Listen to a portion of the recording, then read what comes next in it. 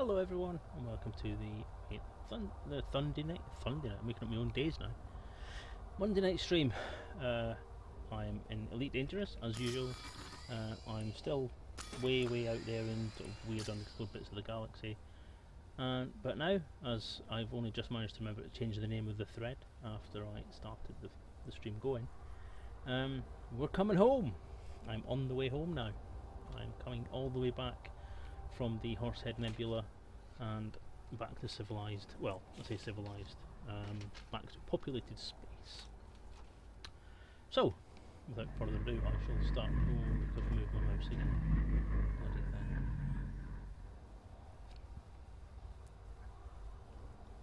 So I shall pop onto the map and try and work out if I can navigate back to where I'm going. So, where am I? I'm there. Look, I'm there. Look, I'm on my way back. Heading back to the navigation place. Oh, hi there, China's Geek. How are you doing? Thank you for popping by. Always a pleasure to host you.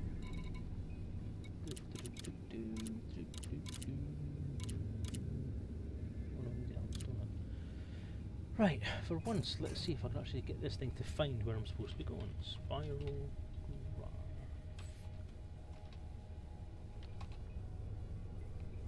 Sector.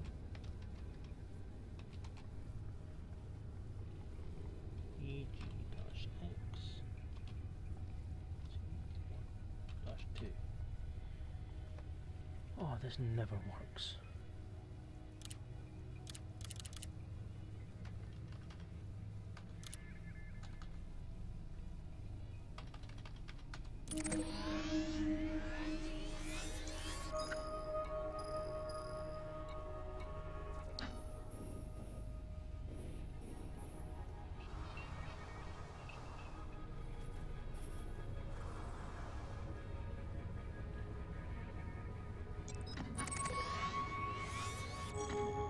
That'll do.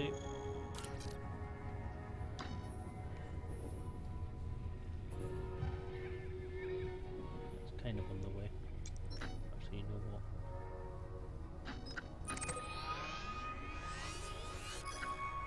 Yeah, it's dead.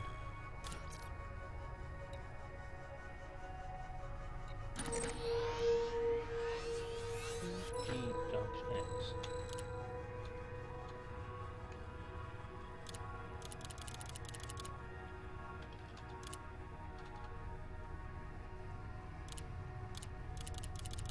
It's not having it.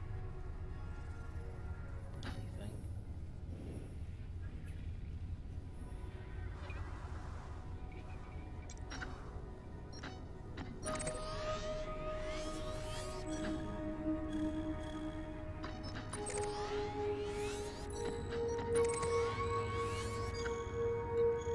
Sure, I'm just gonna make it up as I go along now. And fit up front and get the same place I was going before.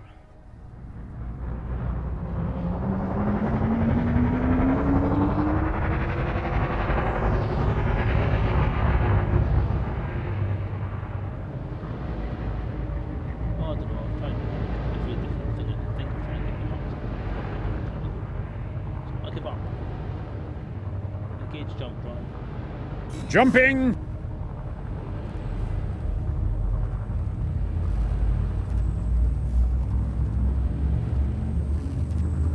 So, what's been going on this week then? There's 4, 3, 2, 1,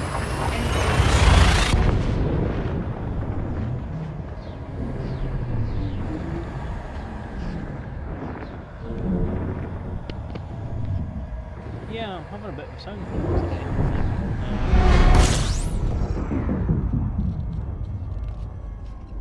I noticed when I logged in today that the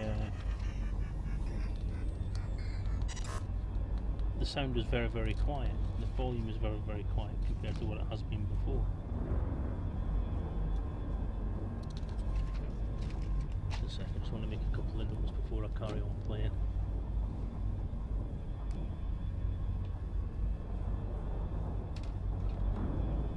Let's check some of the levels. Okay, what was I can get on there?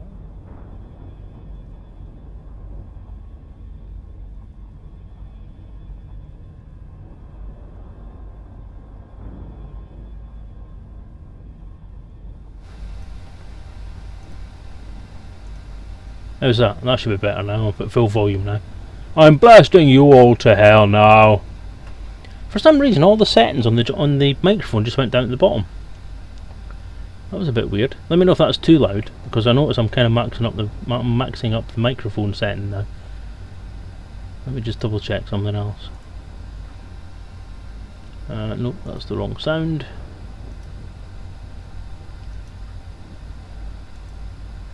That's the wrong sound as well.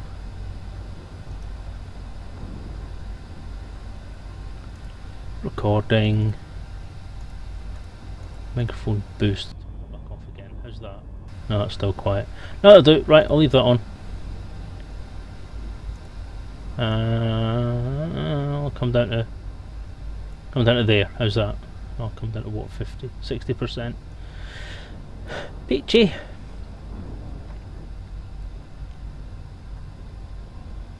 But luckily I don't shout very much when I'm on these streams, so.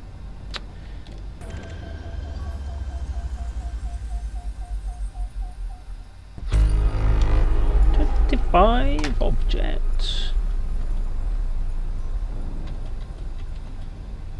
What was I doing? What was I doing? Moose kick, that was it.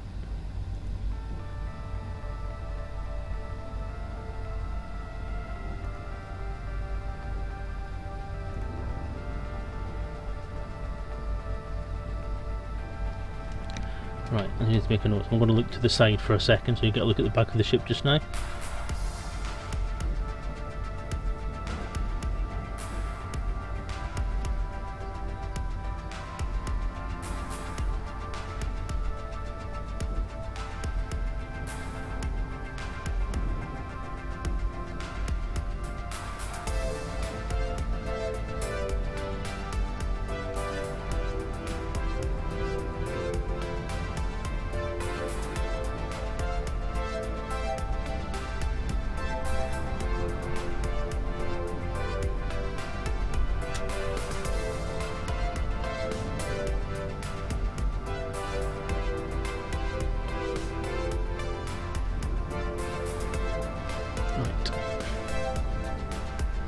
That's sorted. Okay. What was I doing? I'll have a shafty at this system and see if it's worth exploring.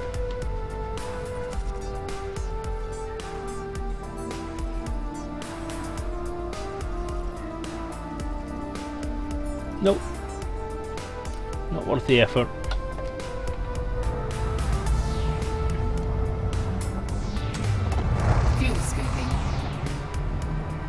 So let me know how things are sound-wise. Is music too loud? Is it too quiet? Am I too loud? Am I too quiet? Is the game too loud? Is the game too quiet? Seeing as everything seems to have shifted up and down. So just let me know. Punch it.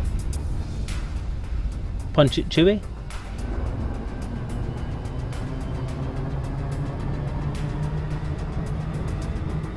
Boost. Afterburners. No. Engage jump drive. Jumping. Ah, good. Glad to hear it. Everything's okay. Fine. So, how's everyone's week been? What have we been up to? What have I been up to? What have you been up to? What has everyone been up to? What has the world been up to? Not a lot. Apart from that great big blowy uppy thing in China last week. And apparently another plane crash today in the news. No one significant has died as far as I'm aware. Current affairs just not my thing. What's been happening in game? Well, apparently the powers are all fighting against each other again, so I don't care about that. I think it's a toss.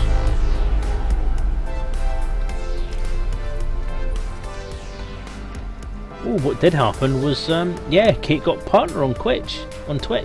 Kate Click, partner, no less. Congratulations to her for that. I believe she's the first one of the streamers that I know from Elite Dangerous that have gotten partnership. I know Fairy Toad's trying to get it and he's not having a lot of love, but yeah. Engage jump drive. Engaging jump! But no, Kate is dragging in the right amount of people and the right amount of professionalism and the right amount of stuff really, so she's ticking all the boxes, so she's managed to get partnership. Awesome, well done to her. It just means that everyone's got access to more emoticons that we can chuck in there and stuff. As far as I'm concerned.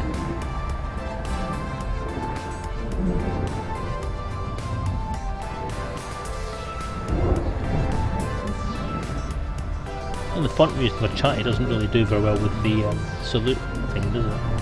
It's got a little tail on the 7.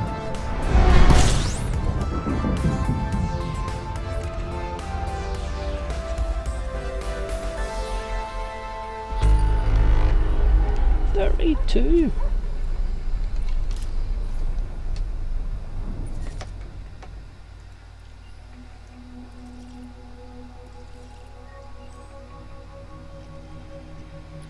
That looks interesting.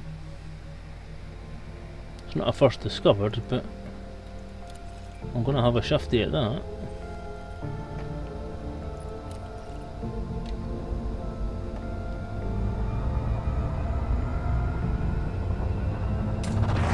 Fuel skipping.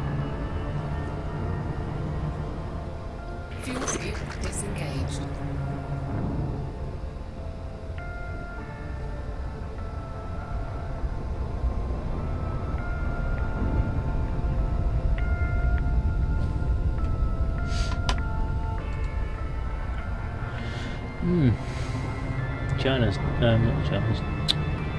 Chatty's telling me that it wants to update. I don't want to update it yet. Not middle of the stream.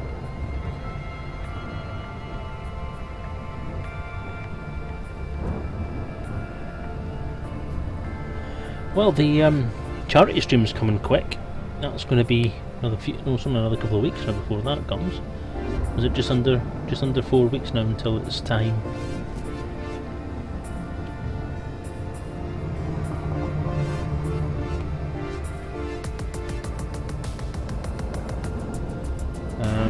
Looking forward to it in equal measures of trepidation as well. Again, more of what I said last week about the same subject. Again, really is it's going to be fun, I think, but it's going to be knackering and it's going to be painful. I have spent today trying to fix my I spent yesterday trying to fix my office chair, trying to make it slightly more comfortable to sit on. So I have bought some cushions for it, some little flat cushions that are going to protect my bottom, and try to fix it so that it's not going to sink all the way down to the bottom when I sit on it. That did work yesterday, but then I ended up setting it up too high, so I couldn't actually get onto it without making a mess. Oh, it's just high metal content, that wasn't bloody worth it at all, was it? Fair enough! So due then.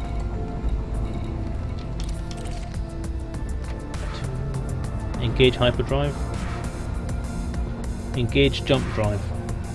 Jumping!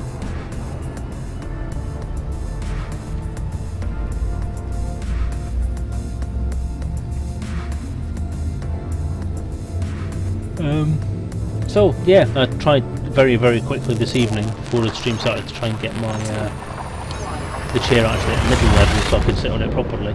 Then when I sat on it, it sunk down at the bottom again. So whatever it is that I did didn't work again.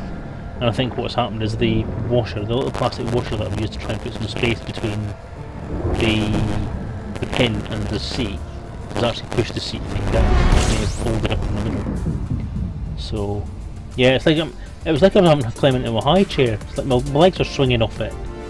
My legs wouldn't reach the floor, which was fun. But it wasn't very comfy because everything was just too high up. And I couldn't type because rather than the problem I was having in the original case where my hands were too low to get onto the keyboard comfortably.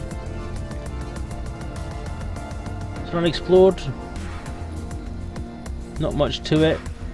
Nothing really majorly impressive. But it's unexplored and it won't take long to explore, so you know what? I'm going to explore it. Let's give it a go. I'm afraid that's classified information. Indeed.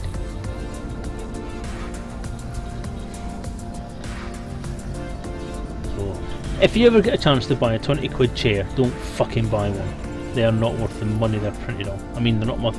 Yeah, you know what I mean. They're just shit. I'm not going to go into a long dispute about it, but they're shit.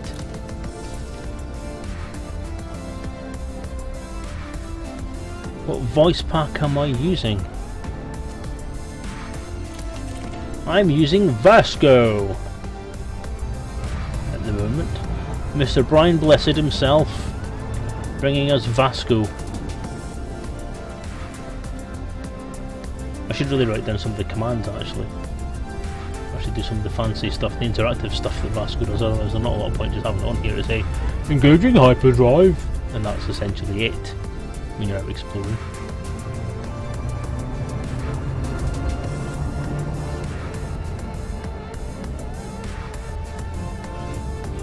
I did look about yesterday because I was at Aldi yesterday getting some shopping, and I noticed that they actually have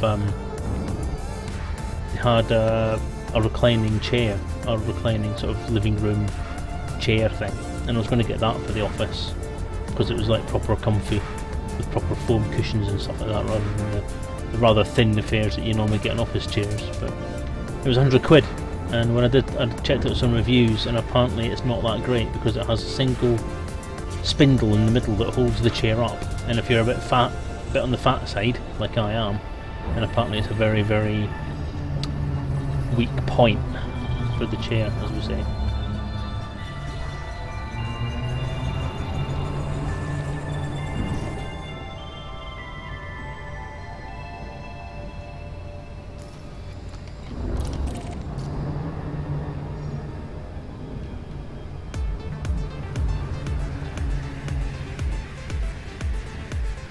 But I'll be honest, I mean, the chair's sunk right back down to the bottom again, but adding those two little cushions on it has actually made it a lot comfier, and it's boosted me up far enough so that my arms are at the right place. My arms are at the right place and not cutting themselves on the table.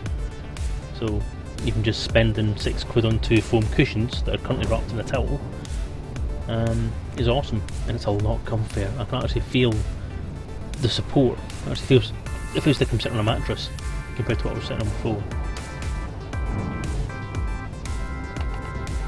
But yeah, voice packs are great. I love them. I've got quite a few of them now actually. I've got Vasco, I've got Minus, I've got... Did I get Midnight? Can't think. Not entirely sure if I've got Midnight or not. I've got a few anyway. I've got Leo, because I've got Leo, I won Leo on Mad Dog stream. And I've got another one as well. I've obviously got Astra, because everyone's got Astra. But I'm thinking about getting a few more actually. But then I don't know, because I don't really use them that often. I'm not really using them to their full potential. Because I need to actually write down all the commands, as I said, and actually try using all the different commands that are there, and making it worthwhile.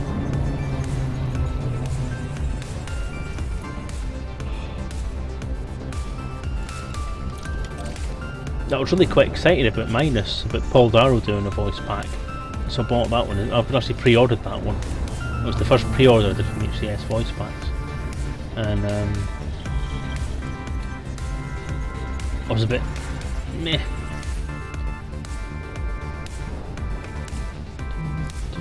Sorry, just navigating around a bit. And I've not really had a chance to use it because hard on the heels of that, they announced Brian Blessed. And then of course before I really got a chance to use anything, Brian Blessed was out, and I installed Brian Blessed, and now I'm using Brian Blessed. So sorry Paul, but it's Brian Blessed, for crying out loud. Gordon's alive. Indeed.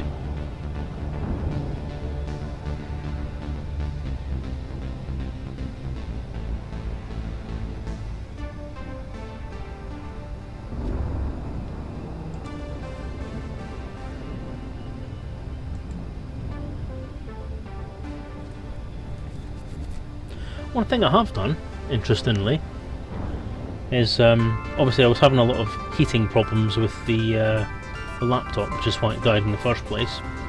If you're not aware of that, then listen to the extensive blog about it that I did on the video updates for the Elite Encounters RPG. TM, copyright 1975, blah blah blah blah. I bought myself a laptop cooling stand.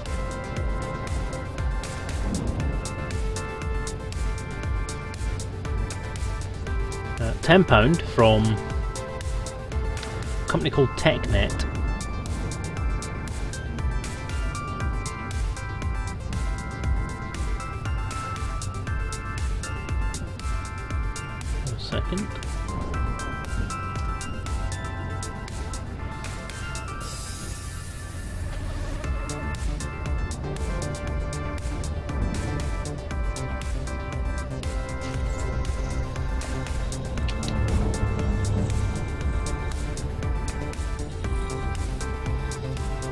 Yeah, it was only £10. The reviews were kind of iffy. You know, they were all kind of middle of the road. Saying, it's okay. It does what you expect it to do. It's not brilliant.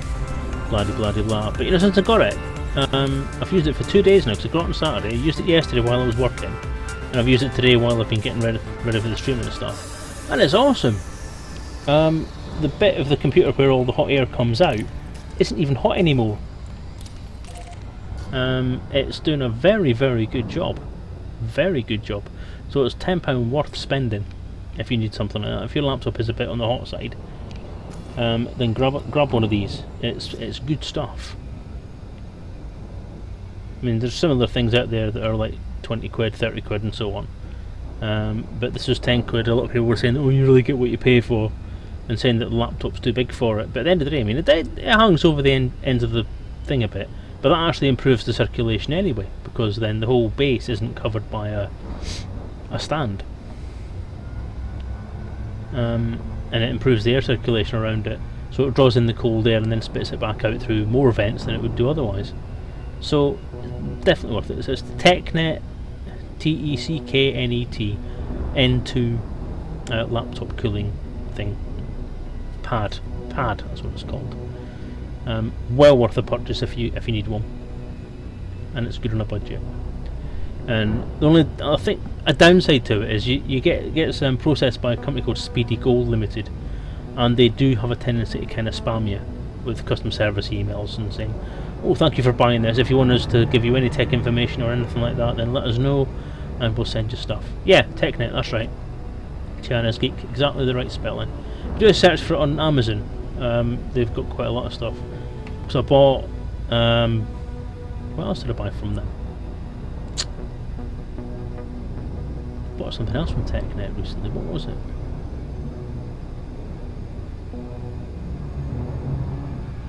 Balls. What did I buy? Oh, it's this headset. The headset I'm wearing.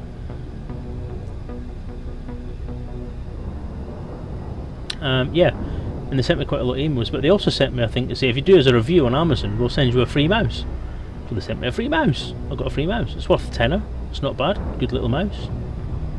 I'm not using it at the moment because I'm quite happy with the one that I've got. Oh,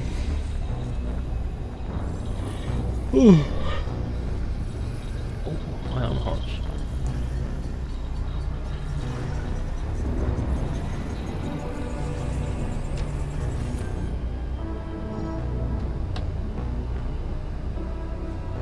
This one, I've got pain in my left arm. I've always said if I've got pain in my left arm, we're starting to worry about heart attack things. So if I suddenly go and go quiet, will somebody please for an ambulance? Chest seems okay, I'm not sweaty or anything, but just got really, really pain come up my arm. Back of my bicep. Sorry, my tricep. It's really, really tight. Weird. Okay, trying to hit the planet. And last one.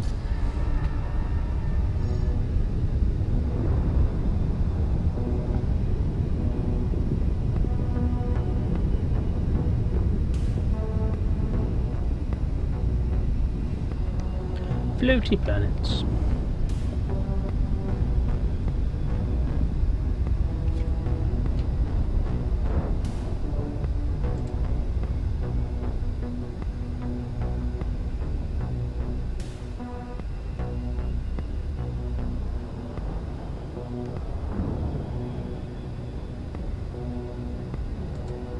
I'm trying to find a list of the commands for Vasco, but there's not one.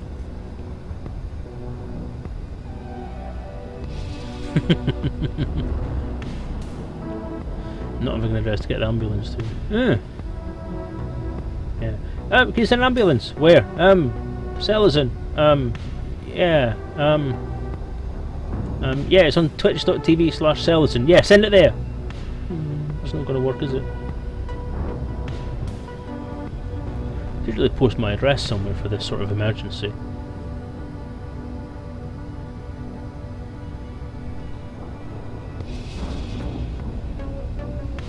It's nothing. You know, if someone is actually there, or someone does that. There's been quite a lot of situations where somebody's harmed themselves online, isn't there? having some sort of system where there is a way to get someone's personal details to the emergency services, if you're worried that something's happened to them, would be a useful thing to put online, wouldn't it? Maybe there's somewhere you could store your emergency data that only the police or the ambulance service could access. Maybe a bit of a job idea there. Feel free to nick it, everyone else nicks my ideas. Galactic Midden, hello there, how are you doing? Thank you for popping by. Good to see ya. I just realised I've not got Nightbot on. So let me chuck Nightbot on. Because I've been getting some problems with spamming lately. Every stream I've done the past couple of weeks has been at least one spammy person in there, which is a bit of an annoying thing. Hello Nightbot, good morning. Chilling out to Hutton Radio, but it's a bit loud. You won't turn it down then.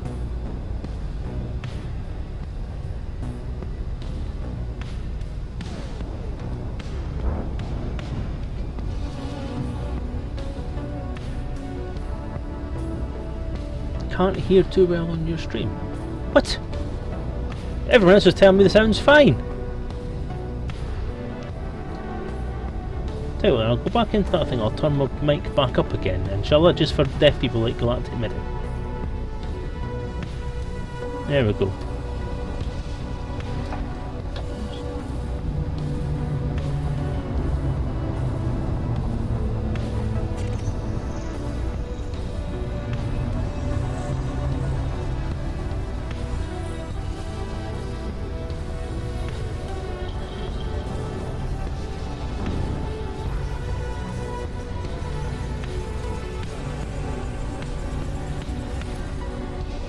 Well, everyone should turn Grant down.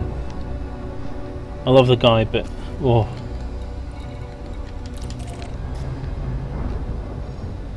Engage jump drive. Friendship drive engaging.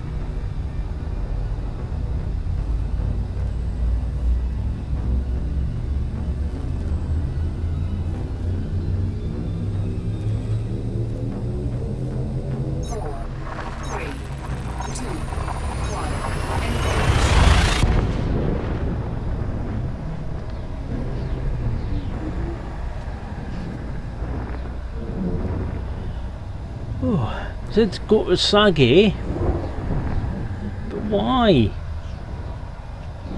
So many people have been there. There's not many YouTubers about it. I'm surprised you don't know what it looks like intimately from now on, flaps and all.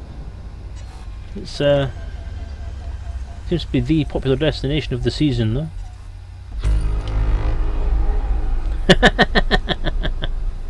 Nice one, Jonathan. I like that.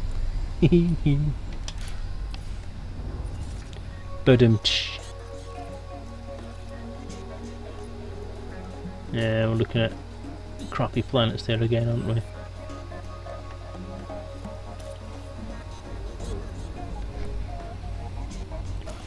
Yeah, there probably is free t-shirts there, but you know, they never seem to do t-shirts in 4XL, so I'm not going, not until they start doing 4XL. Engage jump drive. Jumping.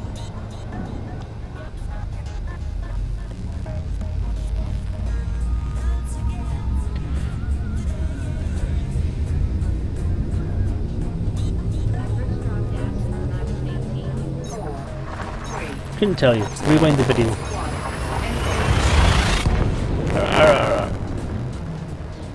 It was it was probably high metal content. It was brown with little grey bits in it, which usually means pretty high metal content. Mind you, everything means high metal content. All I ever seem to find.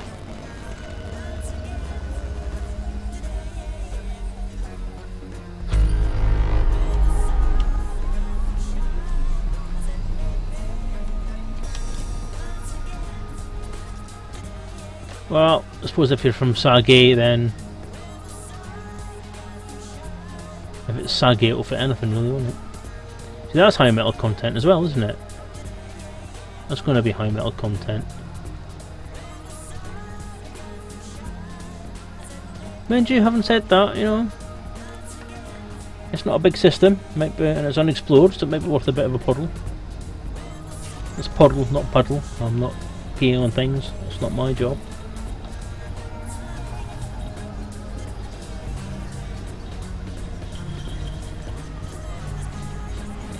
There's a couple of pretty awesome things that I found lately, actually, worth talking about.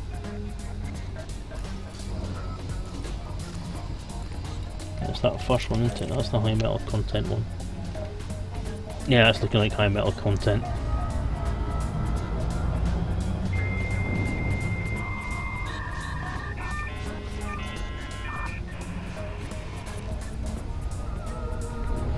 Someone has made a donation on the Just Giving page. How awesome is that?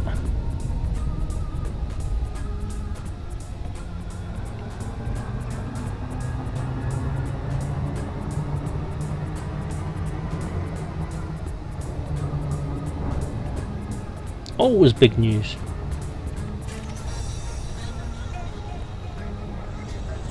Galactic Midden! Thank you very much, mate. Very much appreciated. You are a star.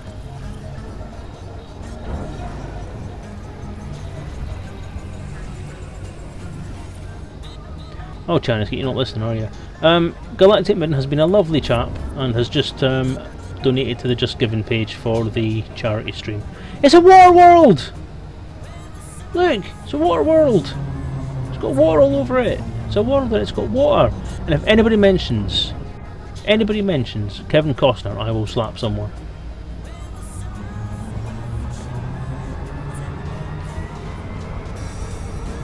Oh, dude, appreciate it. Thank you. Oh, look, I'm gonna have to loop of shame around it now, aren't I? Well, it really is a water world, isn't it? It's got bugger all on it other than just water, not even any cloud.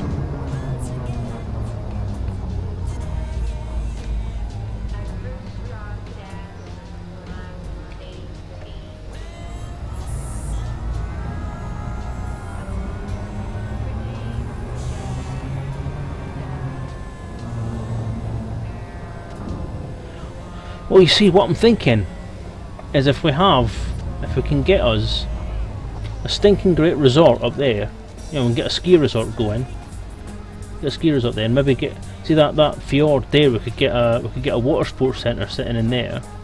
It looks vaguely like a meerkat as well, so we'll call that Meerkat Bay. Yeah, call that Meerkat Bay, and we'll call that Dragon Bay because that looks no. Seahorse Bay, because that looks a bit like a seahorse, that bit.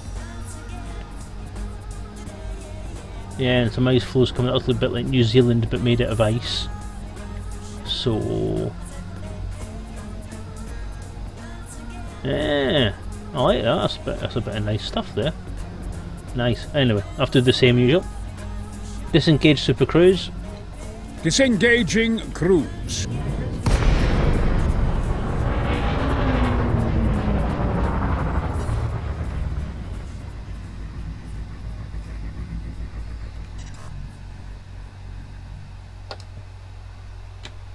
We've got to do a photo.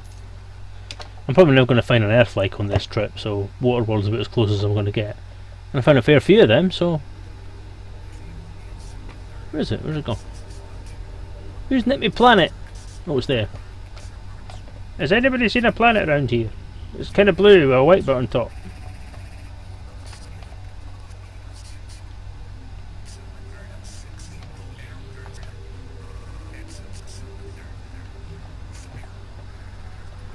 Make sure that we can see Meerkat Bay.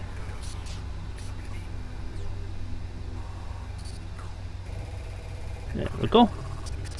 Grab a photo of that. High resolution photo. And then zoom past the ship so that it's not in the way. I'll have a look at the surface temp in a second, Midden.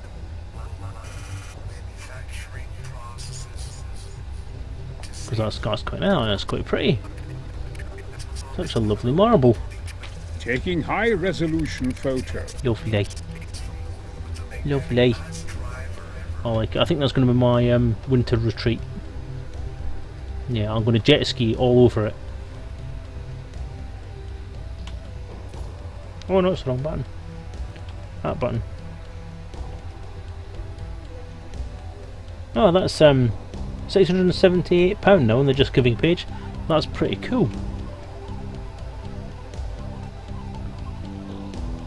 Somebody asked what temperature it was. Let's have a look, shall we? System map. System map. 274k. Isn't that freezing? Just about freezing. No volcanism. 0.09 atmosphere. So it's fairly, fairly thin. Lots of oxygen. Dribbly. Some argon. Can we live with argon? Composition ice, rock and metal. Orbital period 147, 42 days.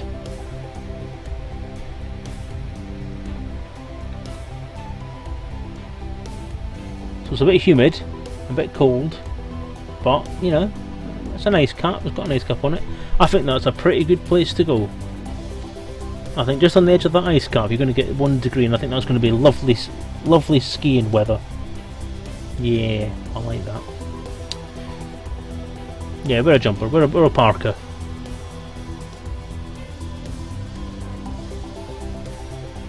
Oh, I quite like that. Taking photo.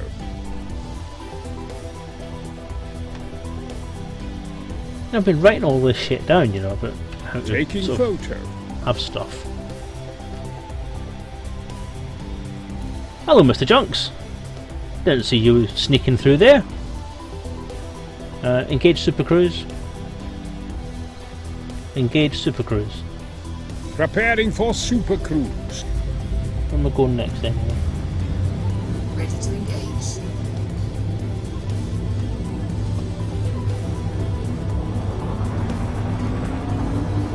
4, 3, 2, 1. Engage.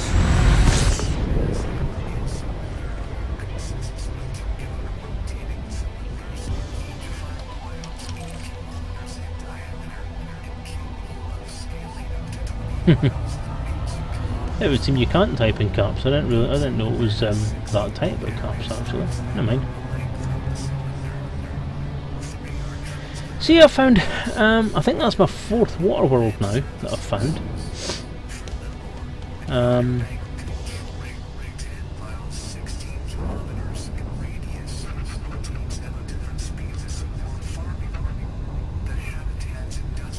Yeah, 4th water world. I've only found 1 in each system, and I haven't found any Earthlikes at all yet.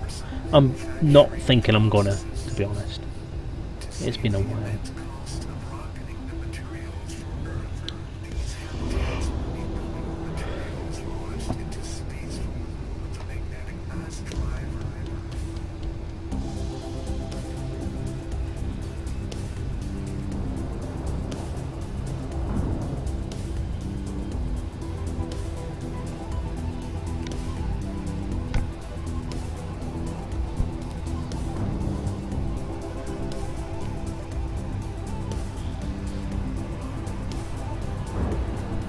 Oh.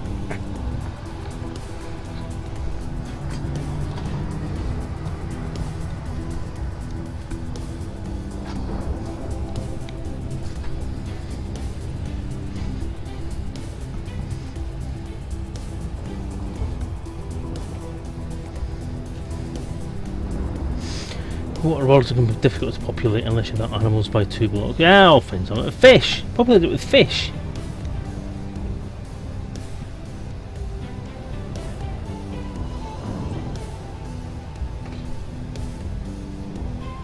Oh, really, China's Gate.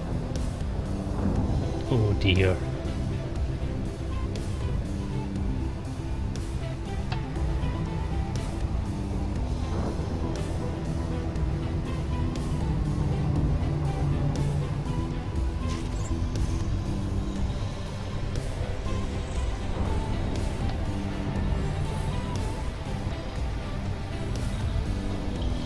Come to Selezen stream, have your jug slagged off. No wonder I've only got 4 people on my list.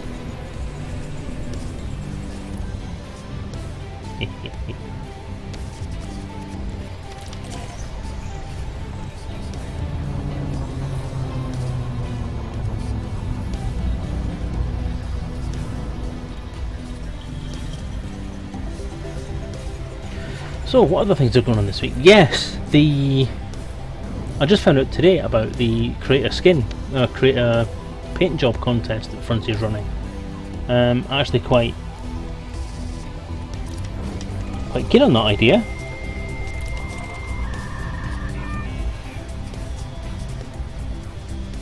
I'm quite tempted to have a go at that.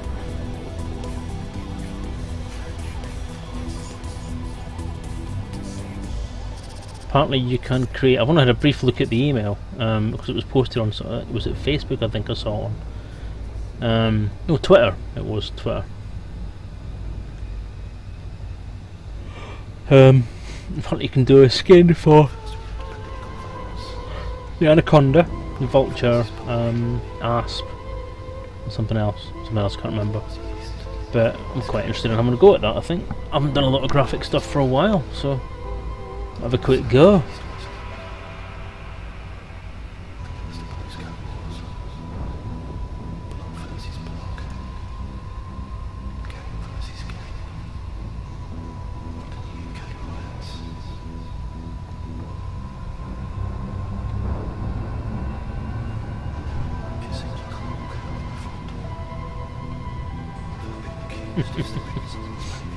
I'm afraid that's classified information.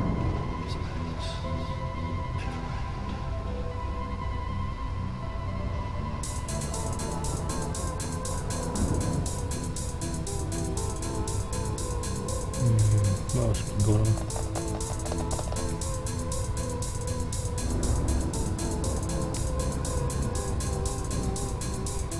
I'm actually kind of wondering at the moment if I'm going to have some problems in my home system, because I know that. Sorry, what? So, how far from Sol or Slower, wherever you measure by, did you get? Around about 1500 light years. I measure it roughly from where Morton Mart is, which is the RPG's home system. I kind of went from Shinar to Desra because that's where I bought the Explorer, but I used to take things from Morton Mart. So I'll go about 1500 light years, I think. It's all good stuff.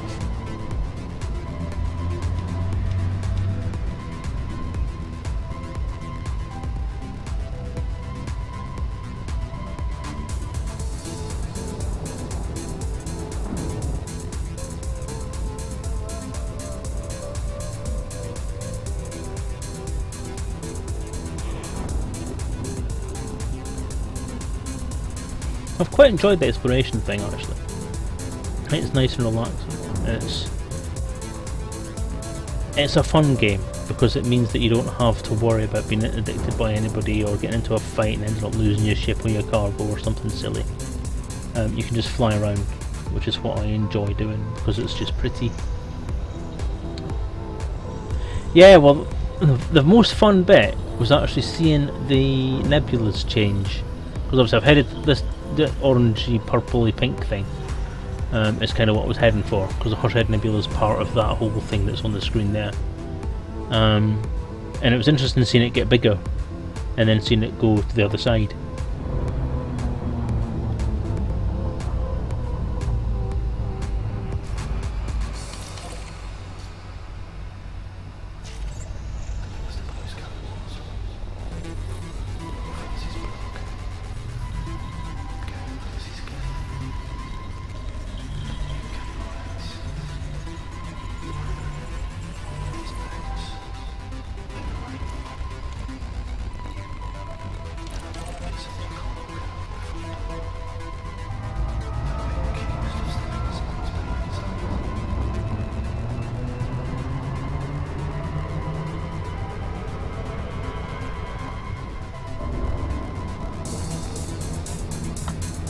So that was fun, and it was nice seeing the galactic band. You know, that thing.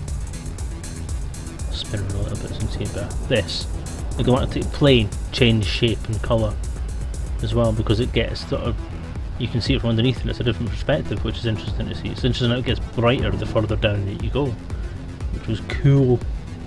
And of course there's the Clawhammer Nebula. Apparently there's a Witch Head Nebula. Doesn't look anything like a witch's head to me. It looks like a Clawhammer.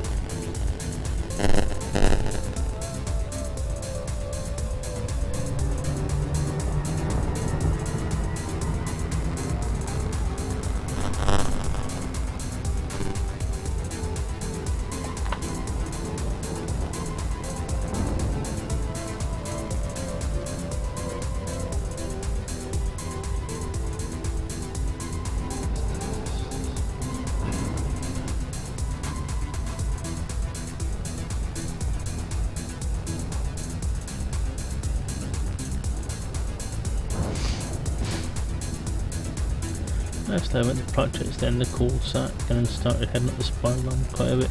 Yeah, I mean, this isn't going to be the last exploration thing I do. I'm thinking that once Horizons kicks in, exploration might be a lot more fun because it won't just be a matter of nipping out and scanning a few planets and then heading off to the next one. You can actually come out of your super cruise mode and actually take a jaunt down to the planet that you've just discovered and have a drive around and see what you think, which seems like a lot of fun as well. So that might be something to do, which is going to be pretty cool as far as streaming is concerned, because the only reason I'm sort of heading back now is because I'm starting to get the impression that exploration, while quite relaxing, is fairly boring. So I want to do something a bit more interesting for a bit, you know, just to spice things up a bit on the stream. And then once I've done that for a bit, I'll then head off in another direction that isn't towards a landmarked point like the nebula, where it's likely that someone's going to have explored it 17 million times before. And then see what I can find out there as well. So I may head out to the rim in a particular direction, not towards the nearest rim. I might head out to another spiral arm or something and head out to the rim on that, or maybe even just do a circle. Oh, do a circuit of the galaxy! How cool would that be? It would take forever to do though. Nah, that's maybe a bit. I'll probably get bored at that point. I think streamers will probably get bored as well.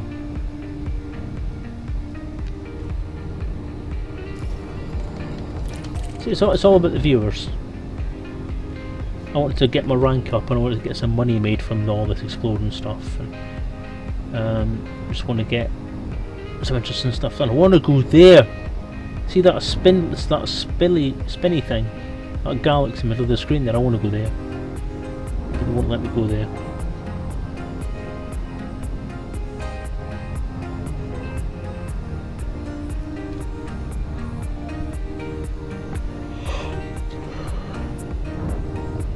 See, you know, I don't know. There's a lot of different opinions on how different streams should go and what to do in streams and so on. Because a lot of people actually quite enjoy watching the quieter streams because it's just something to listen to in the background.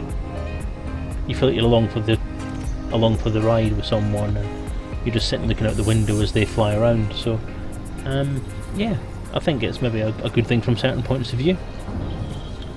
But I would have thought if that was the case, then I may have got more viewers regularly pop in, because at the moment it seems to be I get 3 or 4 viewers, and quite often it's the same ones, but I get the occasional new person now and again. And it'd be nice to be able to retain viewers. So am I doing something wrong as far as the content? Is it too boring? Is the exploration factor driving people away? Do I need to have more pew pew in it to make it fun? I don't know. Or is it just that not enough people really know? So I've got something like 65 or 68 followers or something, but I can only seem to drag in 4 at a time. So I mean, I'm not wanting the earth, you know, I'm not wanting like 70 or 80 followers all coming on at the same time. But I would like the number to gradually increase rather than staying at the same number all the time. Oh, rocks! I don't want rocks. Screw rocks.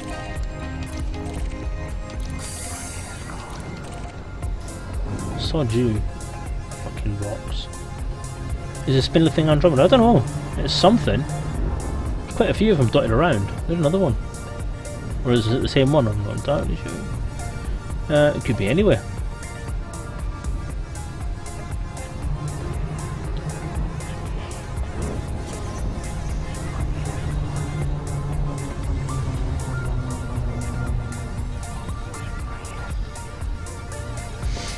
I kind of wish that I could do this stream a bit earlier in the day, to be honest, but I mean it has to sort of fit around my work environment and so on. Obviously don't get back in from work until about 6, and then I'll have to sort out tea for everybody.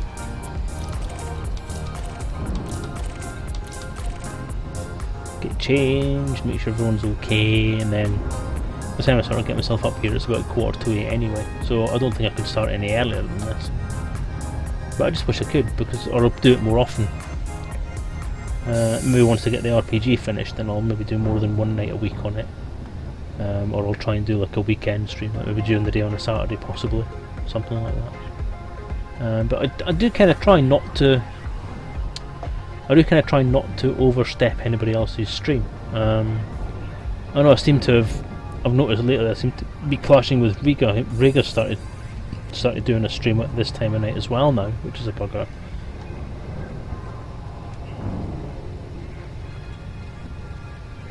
Evening Bifford, how are you doing?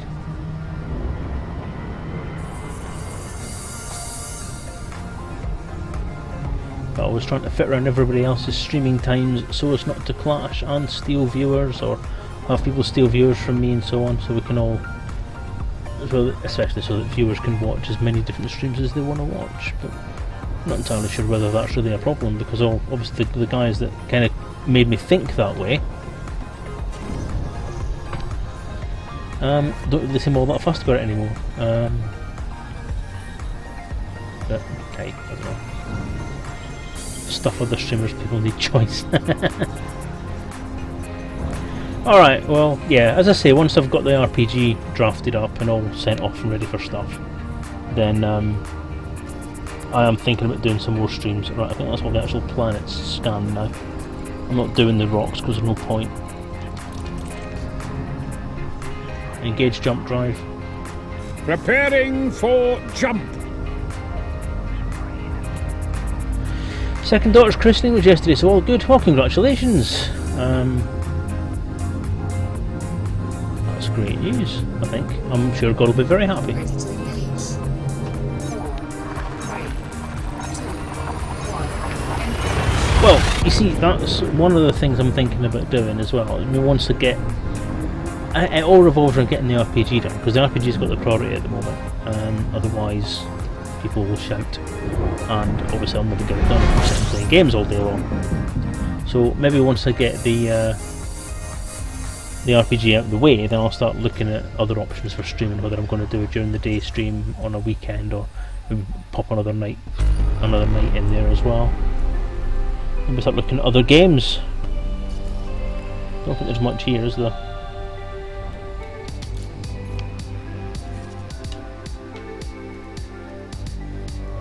Sorry, I just grabbed it first anyway, so...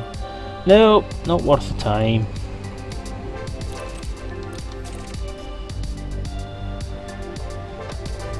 I can fuel plenty. Fuel skipping. Fuel skip disengaged. Yeah, a lot of people are just wandering off for the sake of wandering off. Engage jump drive. Jumping. And people are away out for wandering about, so is that the game's tutorials for elite encounters? Well, there already are elite encounter sessions out there, because the Lave Radio guys have done sessions and they've got the recordings on there, and one Vigor has been, when he's been playing them, he's been streaming them through his Twitch account, which is all before I got my own Twitch account. It was before I started streaming my own stream anyway. So yes, once the RPG is out, I will be doing tutorials or sample games, or maybe even just stuff about how to roll up characters and stuff like that. So a few different things, a few different ideas, as far as that's concerned, like kind of on the Daftworks brand, as it were. I do have other games that I can play, or other games that I could stream. I just choose not to stream them at the moment, because I want to keep a focus on Elite Dangerous until such time as things like the RPG get done. Okay, so they're all... that one is probably high metal content.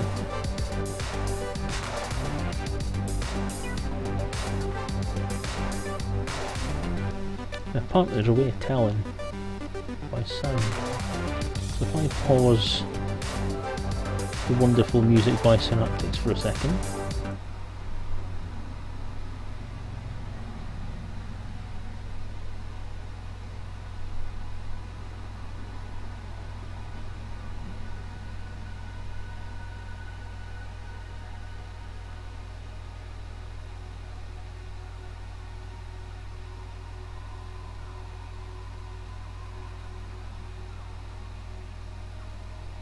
Ooh. That's what I was thinking. I'm sure that's birdsong, isn't it? I know it's been discovered, but it's still, this is unexplored, so I might be in for some cash on that.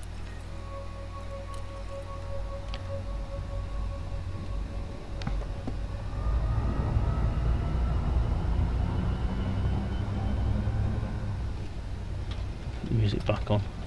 Oops. Oops.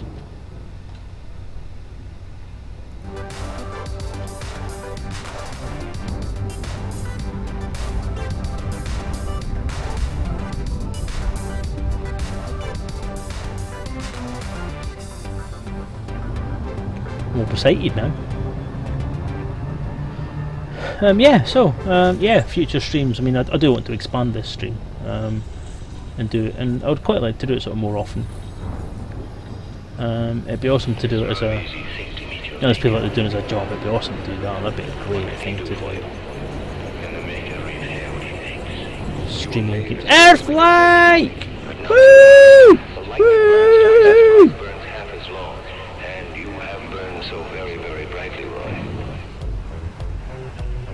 Woo!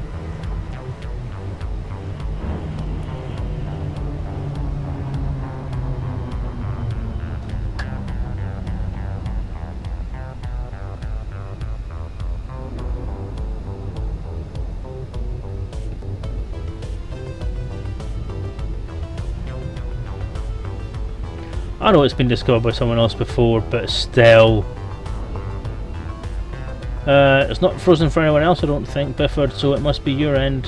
Do an F5. Oh, thanks, China's Geek. I'm pretty pleased. I am absolutely pleased as punch about that. I know it's been found by someone, I don't care.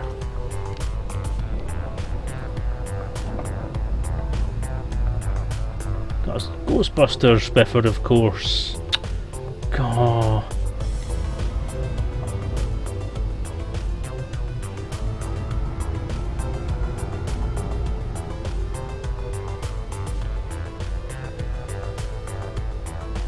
Well, my first Earthlike.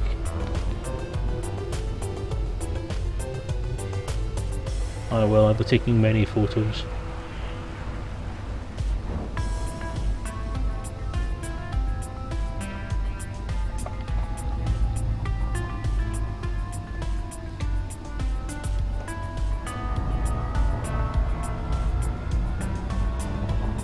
That's close enough.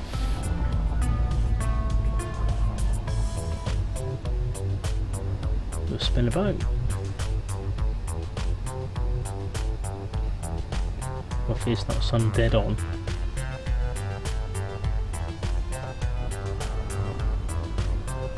Disengage hyperdrive. Disengage supercruise. Drive deactivated.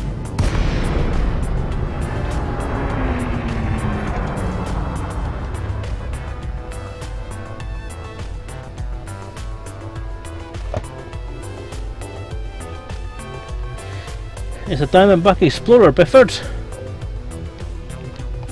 Same as it's always been. Not anywhere I can swap it out for anything else, really, have I?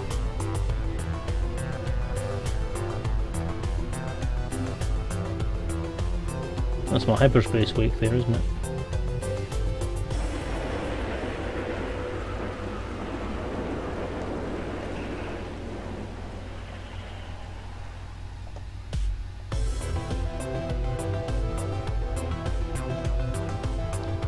Taking photo.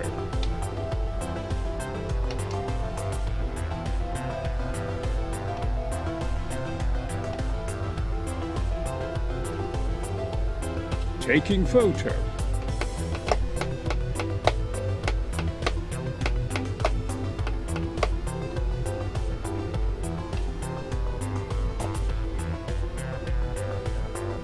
Oh, it's always high res. Alt F10 every time. Taking high resolution photo.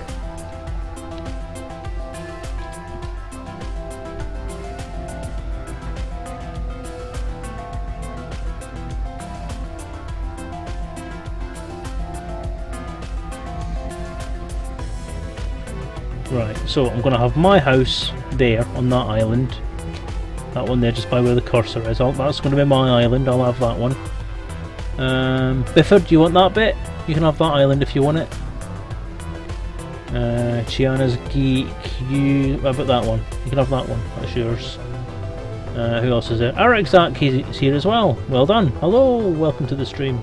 So Arakzak can have those 2 islands there because he needs 2 islands. And who else is around? We've Galactic Midden. Galactic Midden can have that bit over there. You can have that bit there. That's quite a nice spindly bit. It's got like a leg on it and stuff. You can have all one. Yeah. So is that everybody? Yep. Is everyone? So there you go. Whee. I found an Earthlike. Na na na na na. Yay. Okay, some bugger found it first, but who cares? Mine now. Cutting engines, stop here. Engage Super Cruise. Preparing for Super Cruise. Super Cruise, I love the way he says that. Super Cruise. 3, 2, Just sexy now. engage. If you want that content, you can have that. I mean, you can have them all. Tell you what to do, dish them out amongst yourselves. It's fine. That guy that found the system before I did, he can just bugger off. We'll just kick him out. There's more of us than there is of him, so.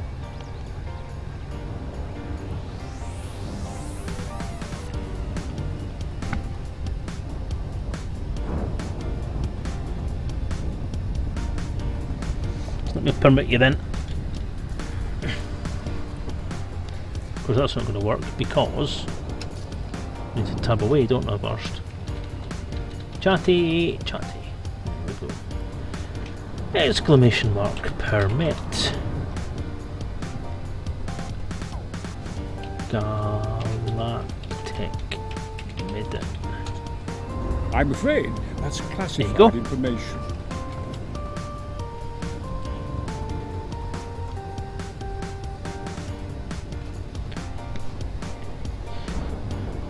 Ah, you see, Horizon. You won't be able to land on it with Horizons as of yet. Not until they introduce the planetary landings on atmospheric planets. It's only rocky planets and non-thingy ones. I also have a lifetime pass, I am proud to say. Oops, I'm going to go right through the sun with that, aren't I?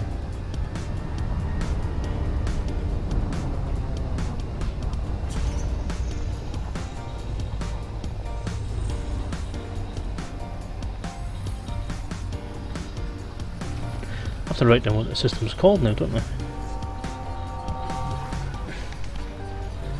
Where's my pen?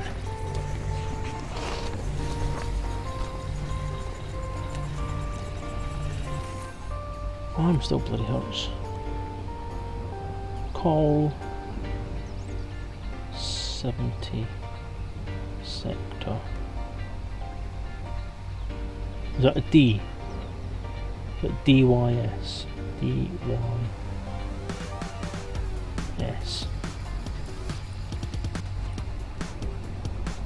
B33 dash O or 0, whichever.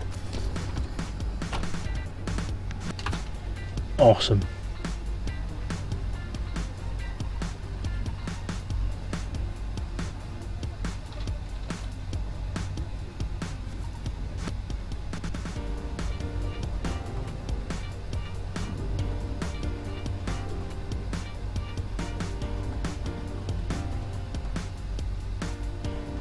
Third one. Listed as 69th one. Level 10, sorry. Mr. Mogdon, technological shift. Exodus class spacecraft Mayflowers. So I'll read this in thingy. The Exodus class spacecraft Mayflower splash landed 800 meters from land, sending up plumes of water and steam as the molten shielding rapidly cooled. Automated systems started the task of waking the 500-some crew from deep hibernation, while hydraulic legs stabilised the enormous ship in the shallow waters and sensors confirmed a breathable atmosphere and viable ecosystem. 1500 years since launch. Perfect. No glitches or mishaps whatsoever. Leaving everything and everyone behind had been worth it. New Eden awaited. Frank, drinking on the litter-strewn shoreline, pondered. They're not going to be happy. Since inventing FTL, we're now only 1 hour from Sol. Nice, very good. So, well, I'm missing conversation here. I'm missing conversations here. What's going on? What's happening? What am I missing? About the hair. Wifey's knee-jerk. Oh yeah, but no, wifey's knee-jerk reaction was, "No, I love your hair." But I think I've worn her down to, "If that's what you want." Well, that almost sounds like spousal permission right there.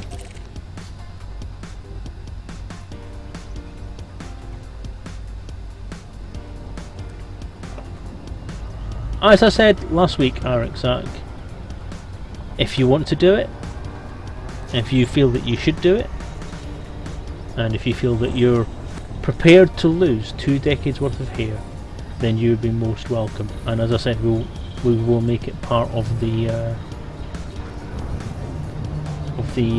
pledge levels thing.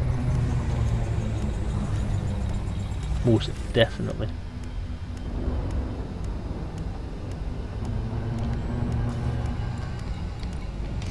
But give me your okay before. Give me a year or nay before the 12th of September, or before the 10th of September, so I've got time to start drawing up things for it. And yeah, just let me know. I'm not reading a novel, Arik, no, I was reading a post from Galactic Midden, I think it was, who was letting me know about a fun trouble about Planetary Landing, which was quite entertaining. I was just reading that out for you.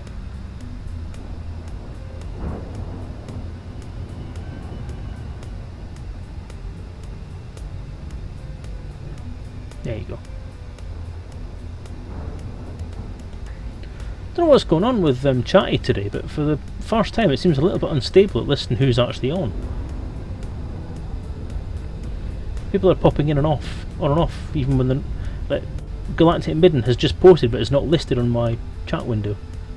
That's weird. Hey dude, if it's a religious or a family thing, then by all means say fuck off, Selezen.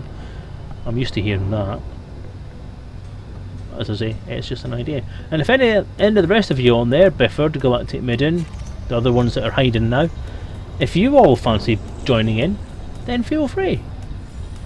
If you all want to shave your heads during the 24th of October in support of Marie Cancer Care, then you'll be more than welcome. Just let me know what you want to do, and I'll make it part of the 24-hour stream that people have to donate a certain amount of money to get it going. Just let me double check. Right, I am losing no packets or frames from my thing, so you must have a crap connection somewhere, Bifford. When people have had that happen to them before, they've usually said to reboot your computer because it may be just a bad, I want to say IP, but a bad pipe to your machine at that particular point. If you reboot it and then yeah, but the thing is, Bifford, from the photos I've seen of you, don't have all that much hair anyway, so it's only for a couple of weeks anyway until it grew back. My wife is terrified of it. I mean, she has, up until recently, she has strictly forbidden me to shave anything. I'm not allowed to shave my face, although, well, I'm allowed to shave, obviously, to shave to look tidy and stuff like that, because I look quite scruffy otherwise, because I look like a bloody beast at the moment. I look horrible. So she does not like the idea of me without facial hair, never mind head hair. So the conversations we've had about it have always been, no, you shave your head, I will punch you in the bollocks and then divorce you. If you shave your face, I'll just punch you in the bollocks. I might not divorce you because it'll grow back, but you'll definitely get a punch in the bollocks. But when I said that I was going to do this in support of Manty Liz, she was behind it, and then she realised I meant my head as well, and she about went back on it, but she was okay about it in the end. So we're on.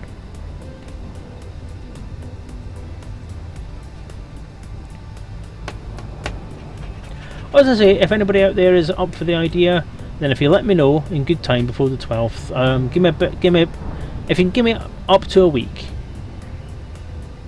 You can get up to a week's notice. So if you let me know by, say, the 9th of September, if you're going to do it or not, or you're willing to lose your hair for that, and then let me know what the pledge level would be. I know our exactly we discussed, was it 1,000 or 2,000? 2,000 it was. If you want to do 2,000, like if we can make £2,000 during that night, during the 24-hour stream, then our exact will shave his entire head region.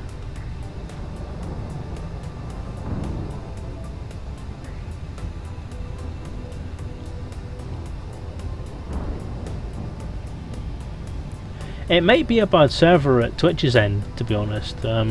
I've switched it back to the UK server now, so I mean it's been better compared to most people, or better compared to some other streams. This last couple of weeks since I moved back to the UK server from the German one, I believe I was on. I was on the Berlin server for a while, because the UK server went down completely at one point, so I had to move.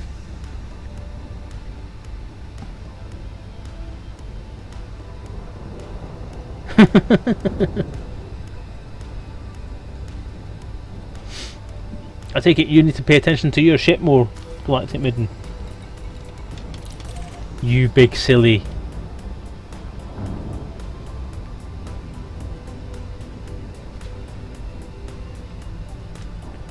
Can't believe we've got an Earthlike. Hey!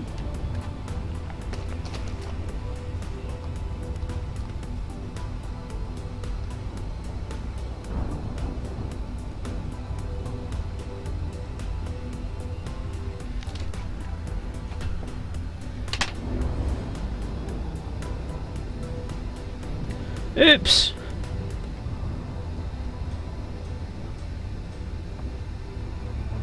I don't know how much damage my scissors have taken. I've not really done all that much in the way of damage. I've been lucky so far. Let's have a look, shall we? Ooh, I've got a bit of damage, haven't I? 96% on sensors is my lowest there.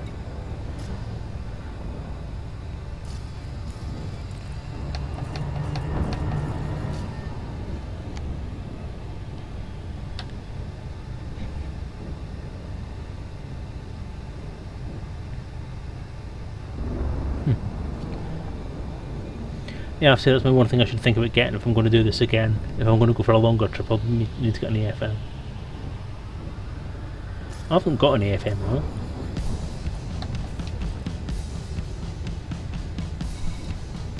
No, I haven't.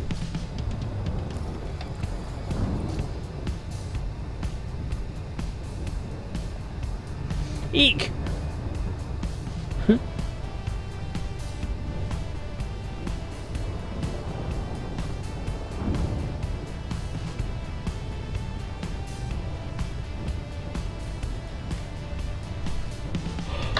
Oh dear.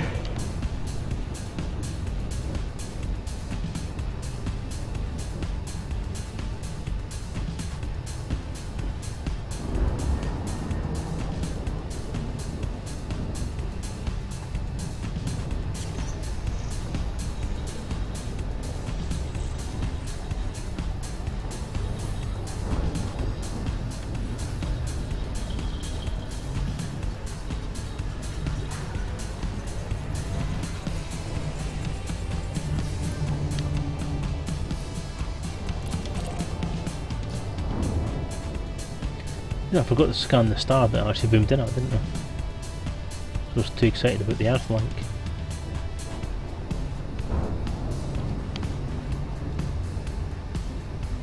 What you missed, Zach, is that Galactic Midden's been taking some damage.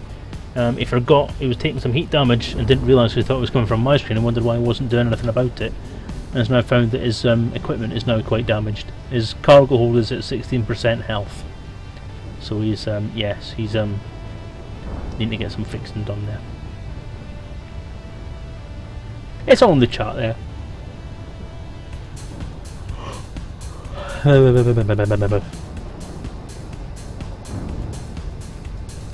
mean, just a little chat window on the screen, isn't it? So.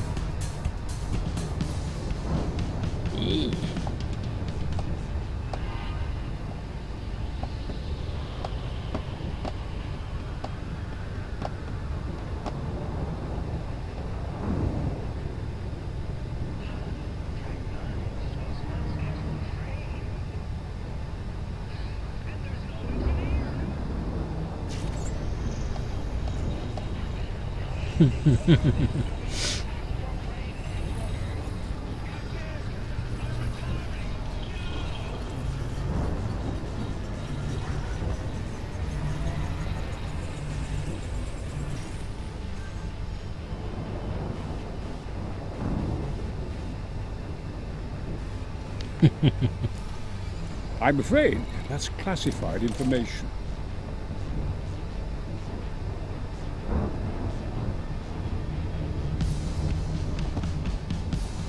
I'll have you know that my stream is safe. It's been certified 100% safe.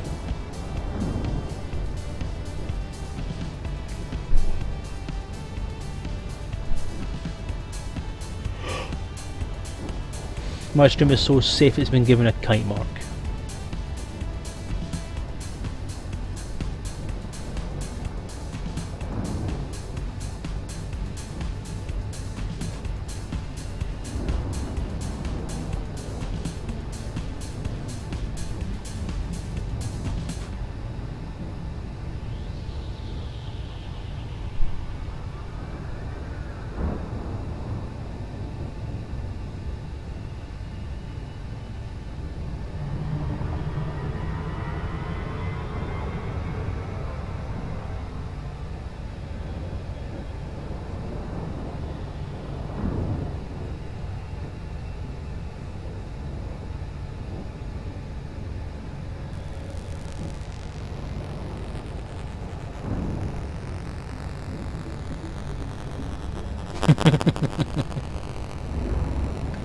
That's a clever idea, Earthlike.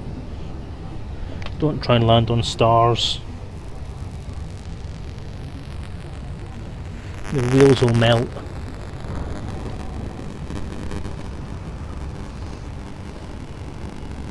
Okay, now I'm tangled up in my headphone cable.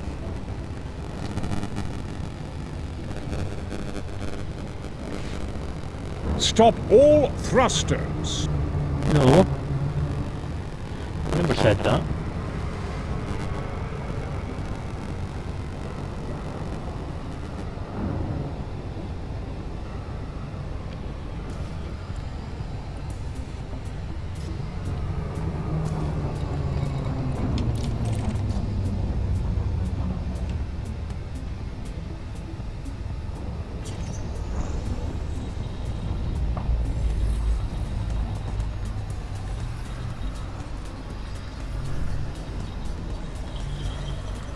Do you know, I find it quite strange in this game that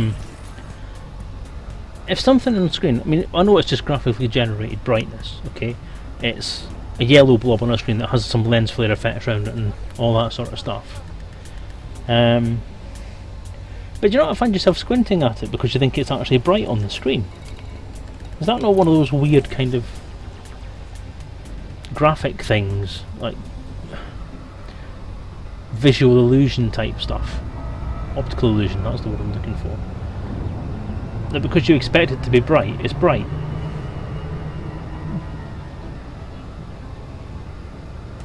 I'm buzzing. I'm always buzzing. It buzzes all the time.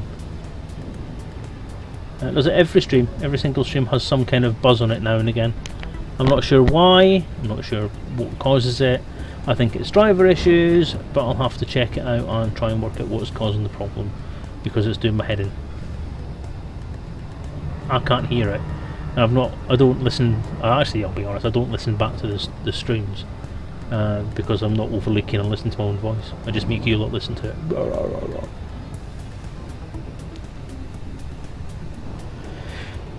Yeah, it's gone now, so I mean it's intermittent, it comes on now and again then goes away.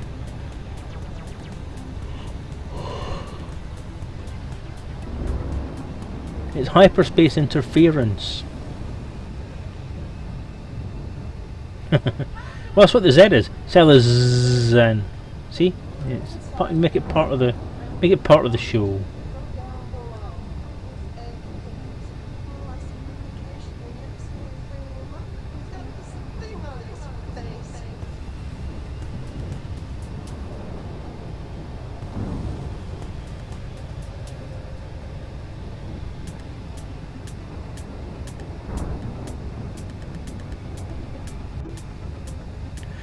It'd be interesting to actually time when the buzz happens, because if it's a regularly spaced buzz, like comes at regular intervals, then it's probably something to do with drivers.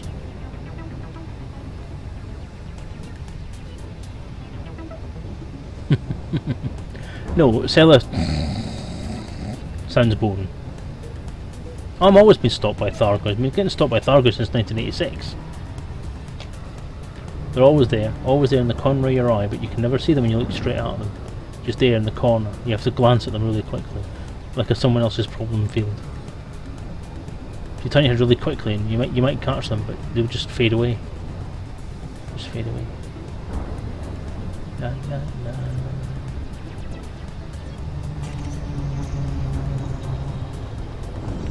I've tried spreading the word, but they just keep telling me not to phone anymore. It'll take a long time. I don't know then.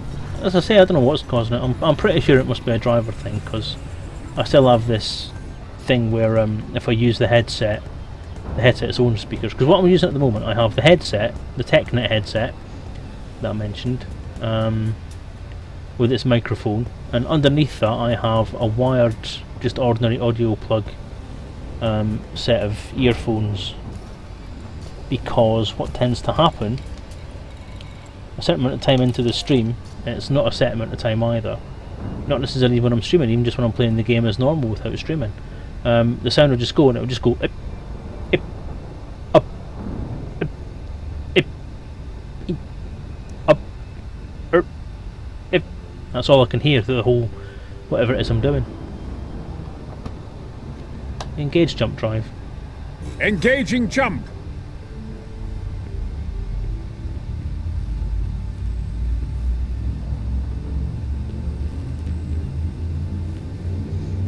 So there is something up with the drivers, I think.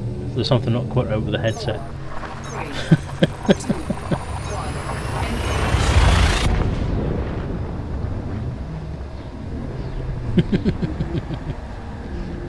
I'm sorry.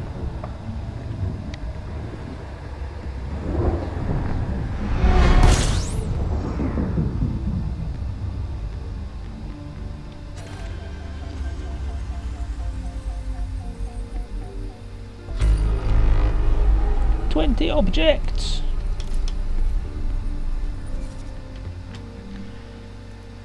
What we've got here then? 2 stars, some rogue planets.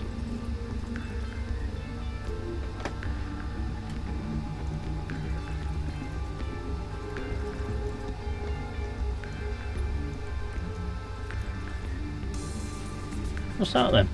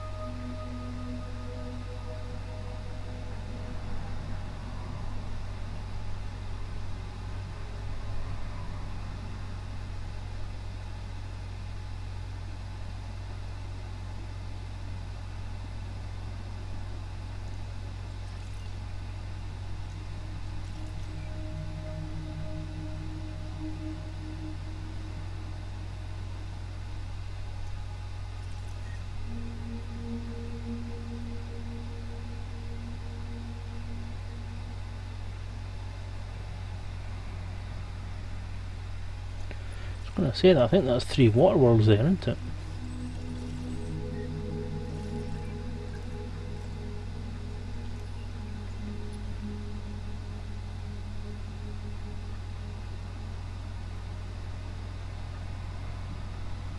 $122 objects in one scan, flipping heck.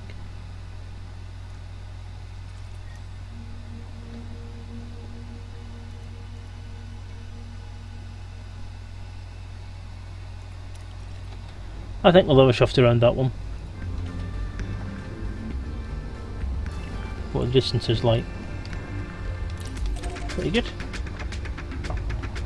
Yeah, it's certainly worth the scan. They've been previously discovered, but hey.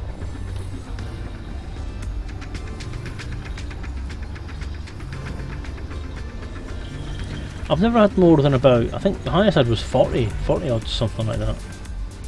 I've certainly not had anywhere near anything like 60.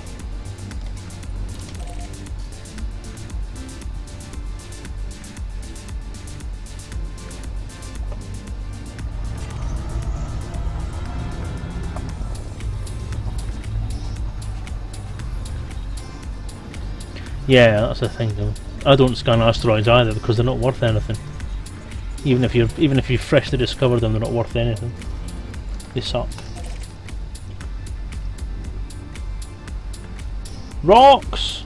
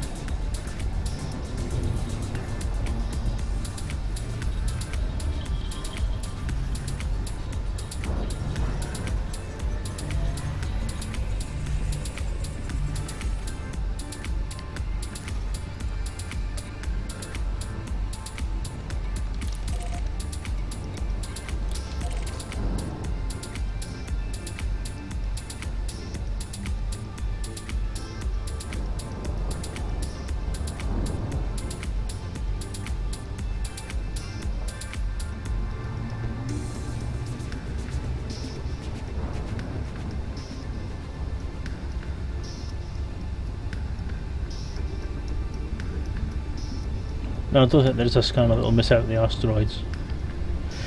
Different classes of scanner essentially give you a different range, a higher range. I think class. I don't. Is there a class D?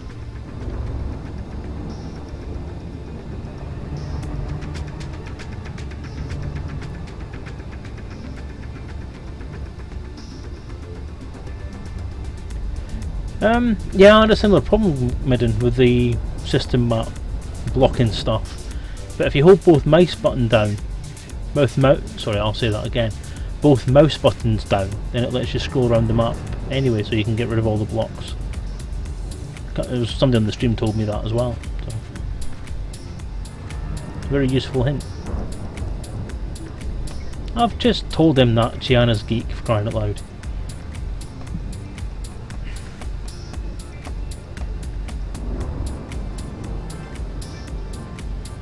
But thank you for telling him anyway. You probably haven't heard me say it yet.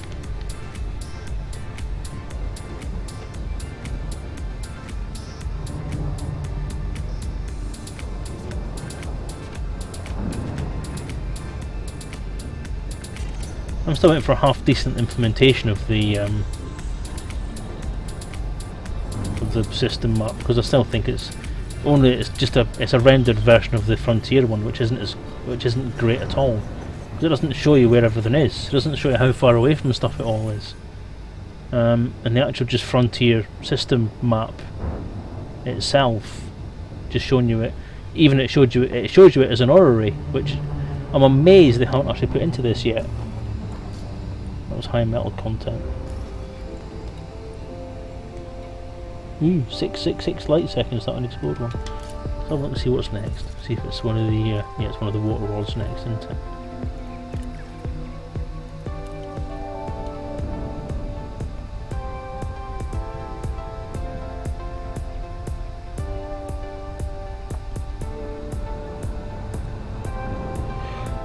Yeah, I want the orrery as well. This silly system up we've got at the minute is rubbish.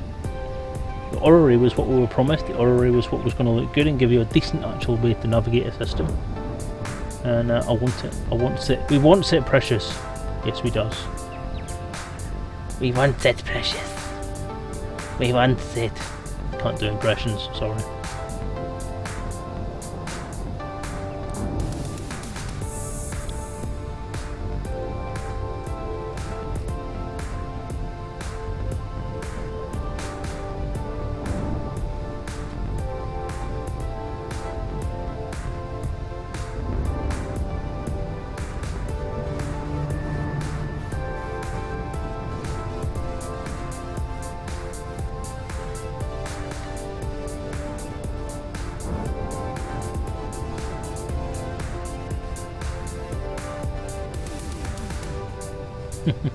Well, thank you, it's very forgiving of you.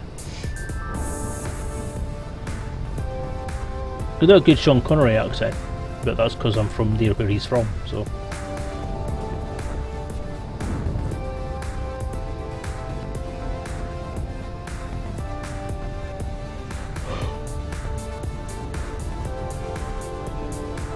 Although I still say when I say loop of shame.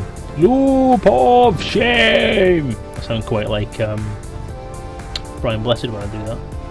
Yeah, I was talking about the design of ship skin competition earlier, Galactic Midden. Where were you? Good grief. Yeah, I was talking about it before. I'm quite tempted to have a go. I would quite like to design a skin, so I'd do the graphic-y things quite a lot, and would quite enjoy having a bit of a go. Yes, our exact heretic, or our new, as your actual name is. Yeah, it's a water world. Look, awesome. There's a competition on the community page, on the community site, if you have a look over there, where you can design ships for skins for the Anaconda, the Asp, the Vulture, and something else.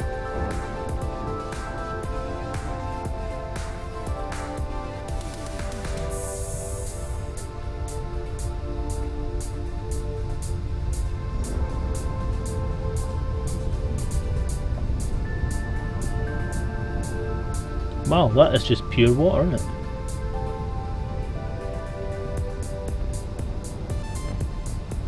It is indeed our exact. It is indeed. That's looking like quite a hospitable water world, that one, isn't it? That's just water all over the place. Sure, let me see what the actual surface temperature's like.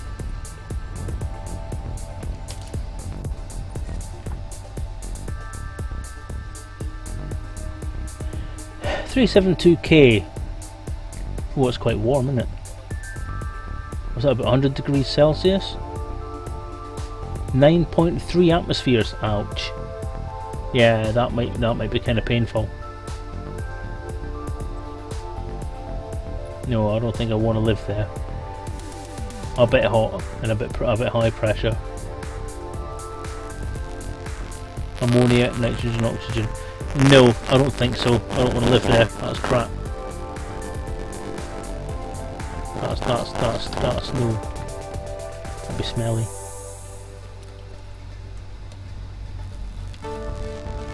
But it looks nice, doesn't it? That's pretty. I'm gonna grab a snapshot then.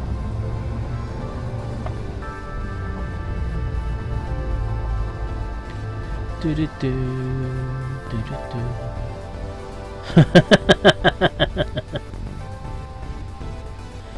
Oh dear. The dangers of the Google. I'm not going to drop out of hyperspace for this one.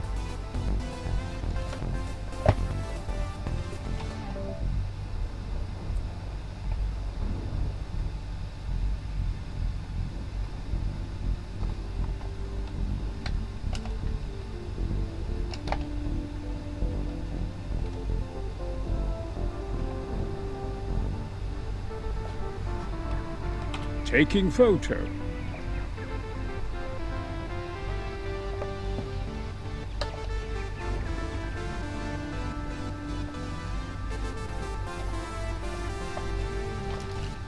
Taking high resolution photo. Right. What I'll do is I'll jump back to the system map and then grab a screenshot of the system map for it. Taking high resolution photo.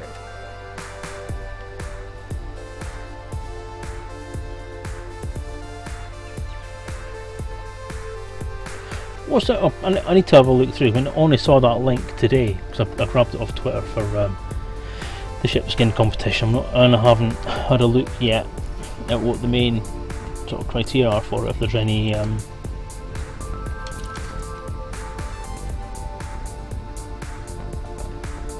restrictions to it, like you can't use text or you can't use other stuff or whatever.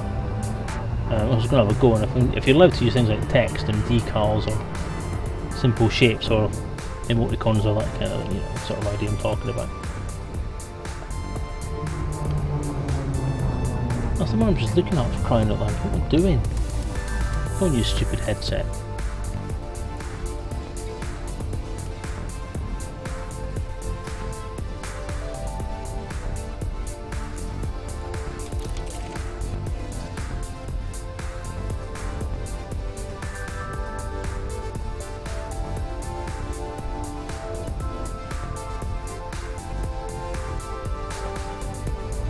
The other water world.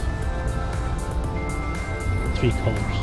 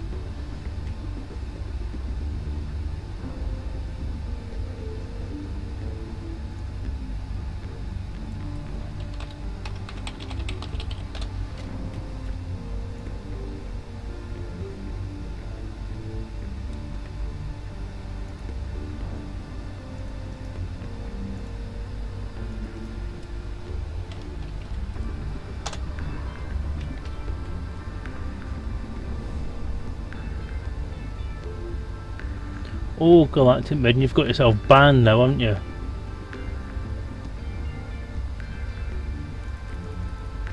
You have, haven't you? Stop posting links without permission, you should know that by now.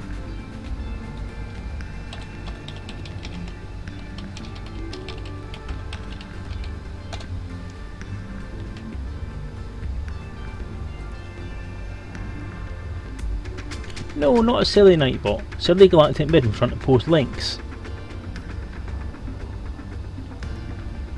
Get permission first.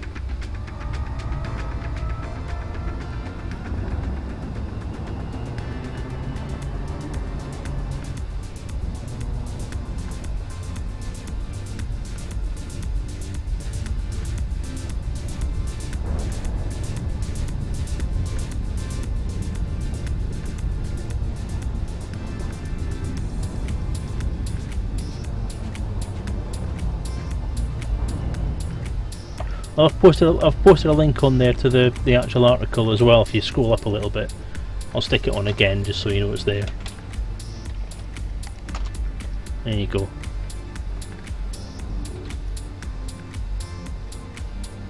That's pretty much the same as the last one, so I'm not going to bother looking at that overly closely.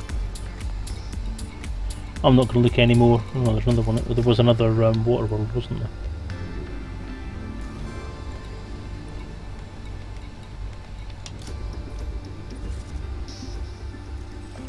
I wish I'd take that one.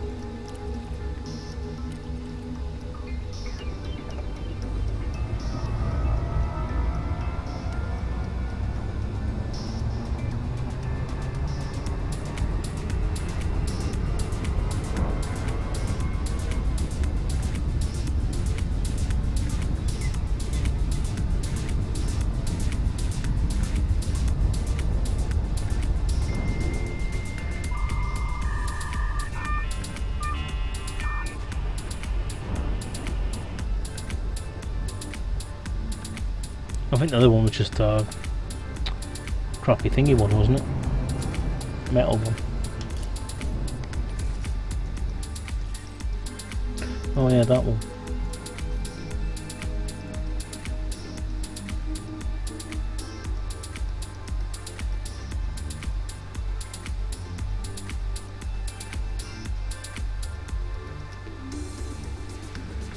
Yeah, it's worth a look into.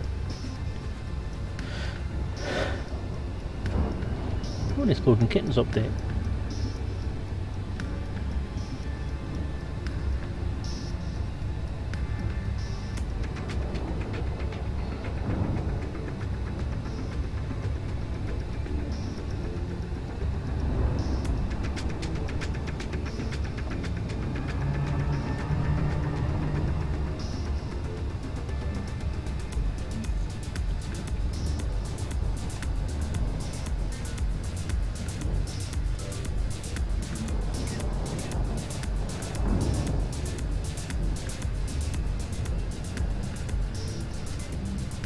I don't know. I've not had a look at them really. They look like line drawings to me, but I've not done line drawings. I've done full 3D rendery things.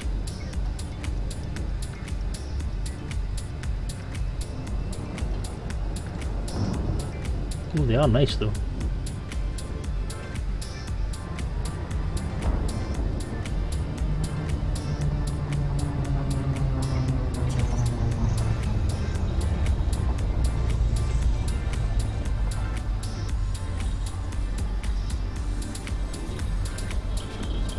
Nah, mine are better.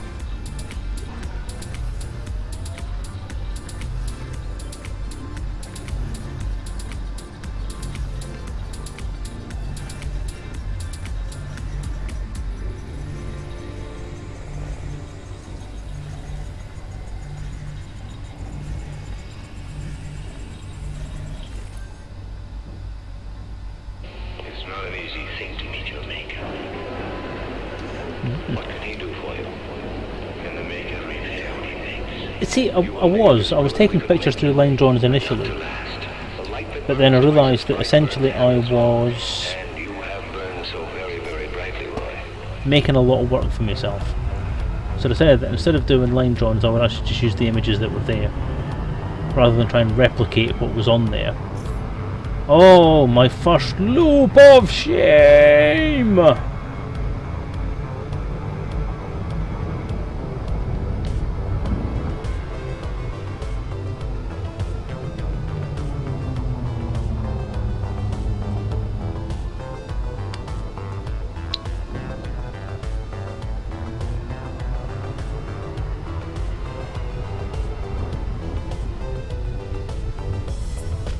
Did what? You didn't heat damage yourself again, did you?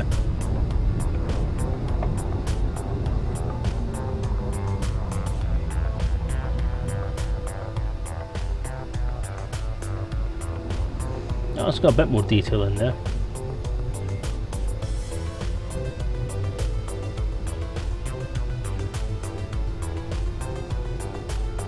Nice. Okay, next one.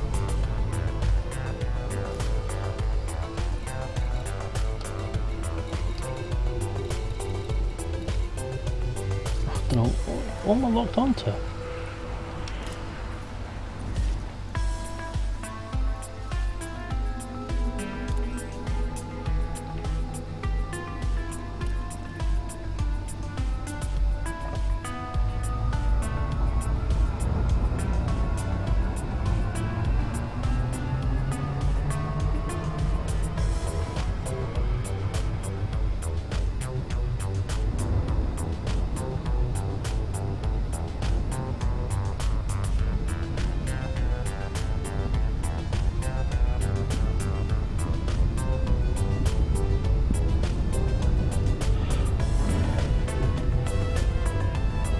Yeah, so I didn't really see a lot of point in taking pictures, taking nice pretty screenshots with nice pretty graphics on them, and then spending ages drawing around them to recreate what was already there in a line drawing, just for the sake of having a better graphic. Because I'd grabbed the screenshots, obviously did them in 4K res, so I've got a high resolution there. I'm only going to be using them for counters and ship cards and posters, so the posters wouldn't be changed from the thing anyway. I wouldn't be using the line drawings for that anyway. So I don't see the point in doing that. Line draw I was never going to do top-down line drawings of ships, but I'm maybe doing some kind of plan. I'm going to try and do some kind of internal plan, internal layout diagrams of ships and so on, if I can get that done. So we just need to wait and see. Oh, you want to post a link, do you? Okay, let's see what we can do for that then.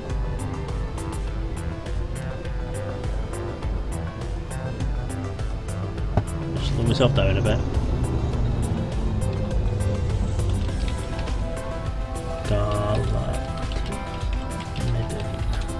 Go for it. Space break.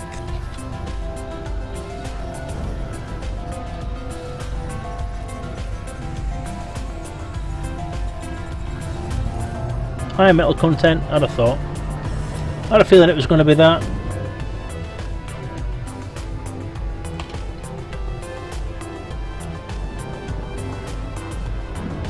Right, next system then.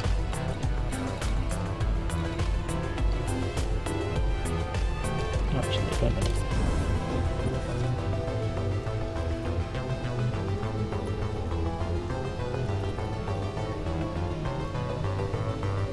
I'm going to grab that as a screenshot. So I Taking know high where those 3 water resolution worlds are. photo.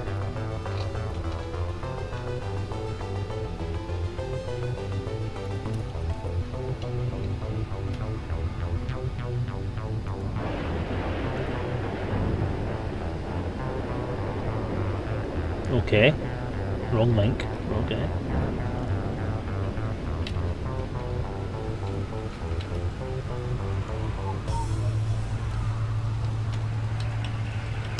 Go for it again.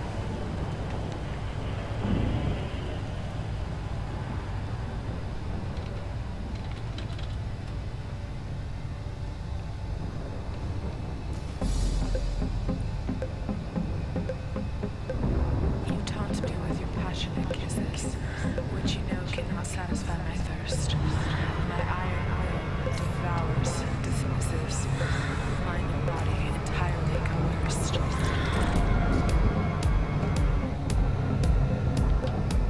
Engage. Engage. Engage jump drive. Engaging jump drive. Eyes profound and enticing draw me in. Erotic heat completely consuming me. Bidding desire the strongest sin. I think to breathe. Can't really see anything on there, mate. Oh, came at SGS at full speed. Oops. Not good. I think you're taking on my special skills at the minute. Because I'm usually the one that's getting distracted by chatting. And I'm usually the one that's having to do loops of shame and try to remember to pull the joystick back in before I come out of Super Cruise, not Hyperdrive. Let's have a shuff, see what we've got here. Oh, it's rocktastic. Bug roll. Next.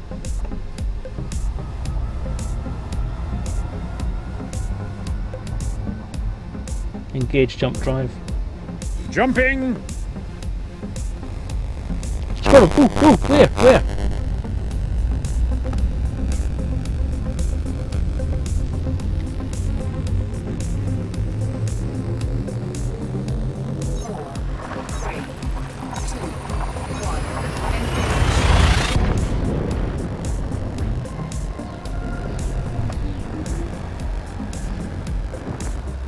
There's 2 lovely glasses of Malbec, which is just strengthening my reckless streak. Chat crash. What problems are people having with chat? Is it anything to do with chatty, or is it to do with the chat thing on Twitch? Ooh.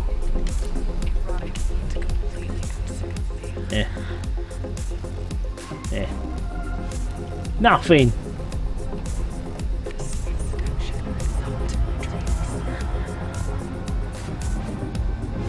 Engage jump drive. Charging frame shift drive.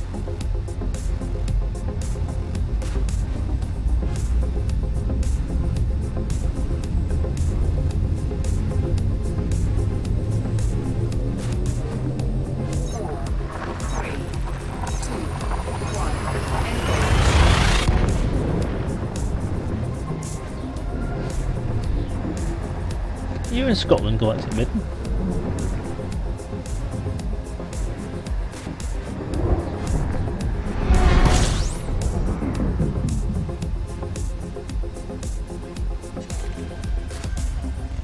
Should think about refueling soon, shouldn't I?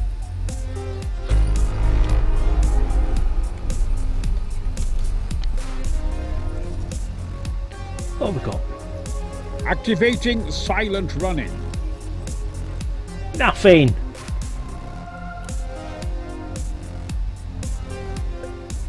Kill Scythe.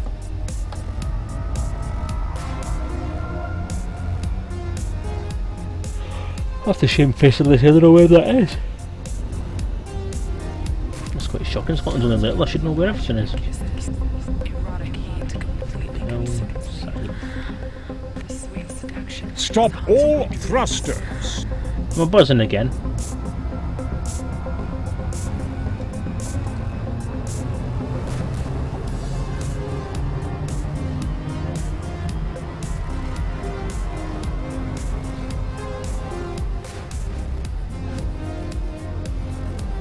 Oh yeah, North Lanarkshire. Systems check. Systems check. Systems check. No.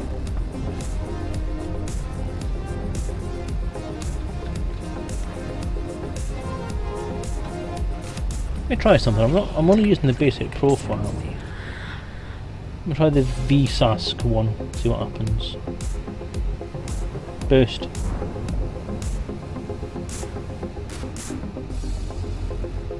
Engage hyperdrive. Sweet seduction is hot. Engage jump drive.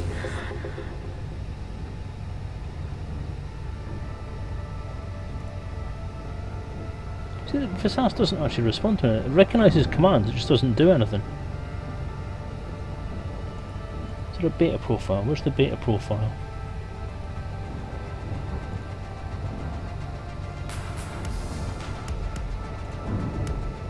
Beta profile, let's try that one.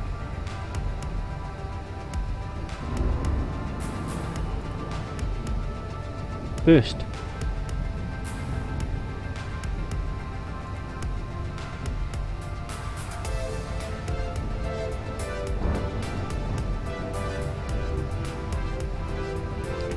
It doesn't like the beta profiles at all.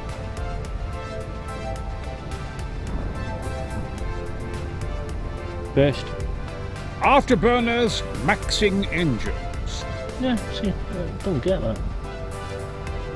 Anyway, what was the check systems? Check systems. Check systems. Systems check. Reset panels.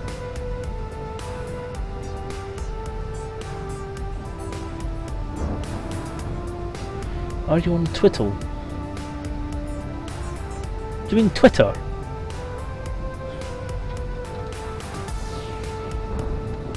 Right, I missed some talking there, so let me have a quick look back on that. Go ahead. Three days of sun. Ah! Coming on, North of Glasgow. Ah, right, okay, fair enough. Yeah, my apologies. You're wrong side of the country to me because I was on the East Coast, Kirkcaldy, just north of Edinburgh. So, yeah, wrong side of the country for me. I'm not supposed to like you because you're West Coasty, or you're a Westie. I'm only kidding.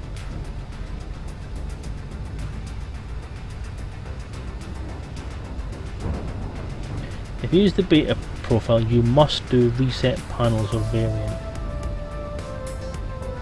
Alright, I'll give that a try then. VSASC.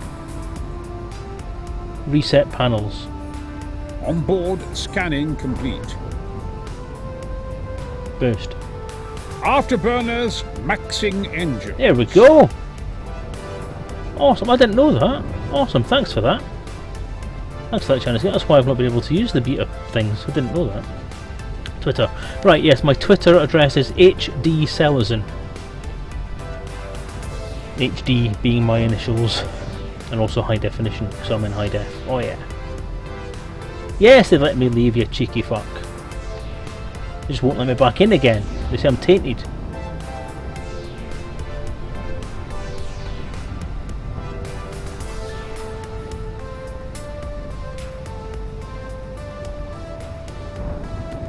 Usually the comms panel, left and right panels are all leftmost tab. Nope, you've lost me again. Engage hyperdrive. What was it my dog was saying the other day? Or yesterday? Punch it, Chewy. Yeah.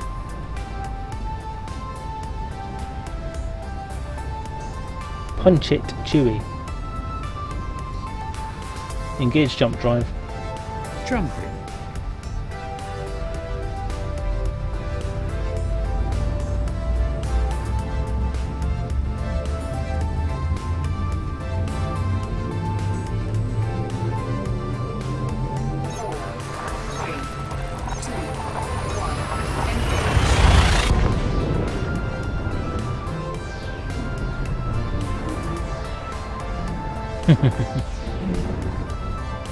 I did wonder, because obviously, I mean, I was wondering because there's obviously a Brian Blessed sound effect that obviously has that as its as it has Punch It Chewy as a vocal thing.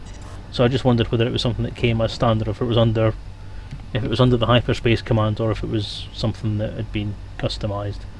I'm not sure. So obviously, then there's been something that's been customized already. Let's have a shufty and see what we've got here then. That didn't work, did it? Eh.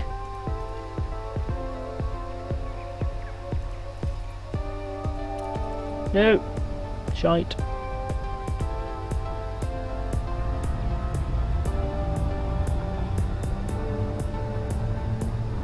Okay, you've got me interested now. I'll go for it then.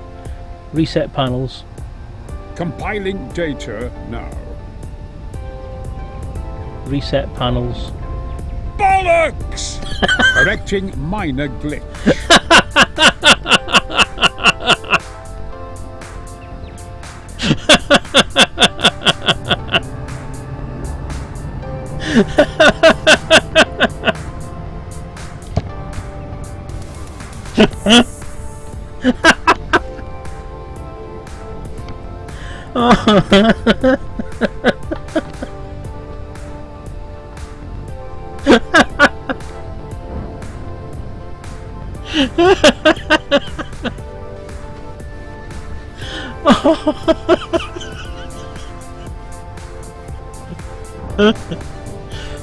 Oh god.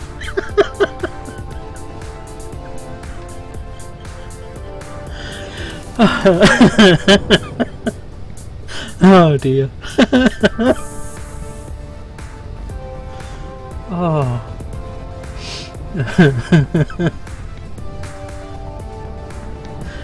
Oh god, that's so puerile.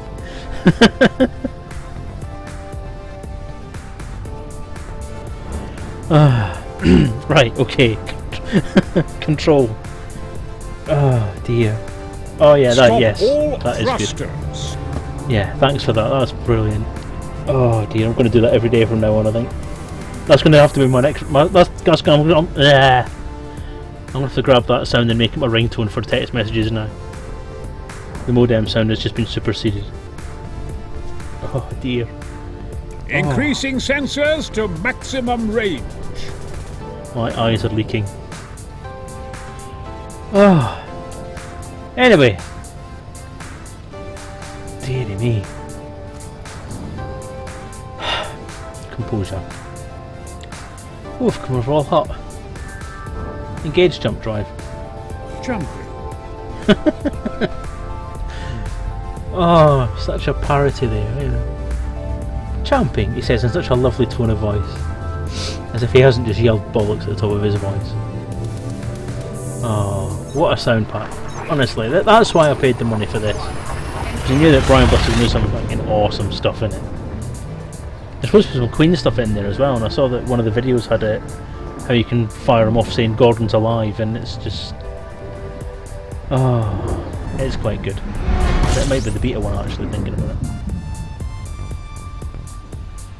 Oh dear, I've done the same thing, China's Geek. I have to say, I've had to take my glasses off and rub my eyes because I've got water pouring down my face.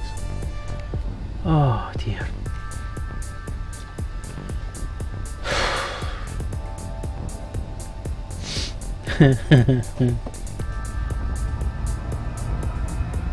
Oh, let's see if I can grab some fuel because I'm getting down to less than half a tank now. Right, so let's see. They've just jumped in too deep there.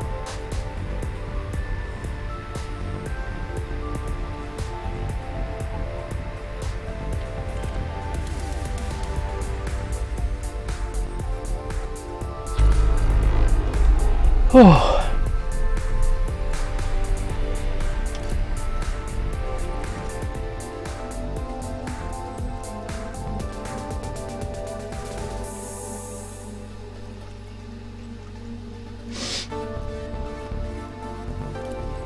Bugger all really with exploring, but that was a just to look at, so.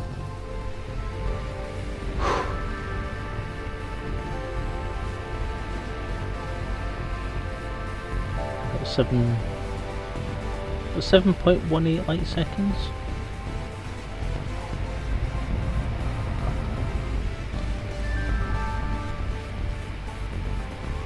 Interaction mode on. Interaction mode. Interaction mode on. Interaction mode. Interaction mode on. Interaction mode. Interaction mode on. Interaction mode. That's a bit crap. See, you peaked there. You peaked too early there, China's Geek. Oh dear. Cutting engines. Stop here.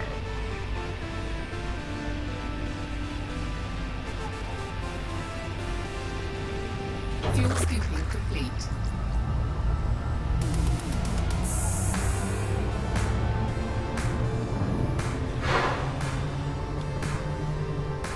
Fuel scoop disengaged.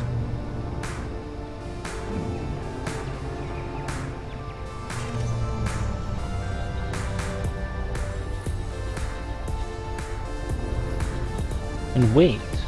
Alright. Interaction mode on. Interaction mode. Alright, because that means that's it starts saying random stuff at you, isn't it? That's the command I've been looking for, actually. What a twat. Yes, okay.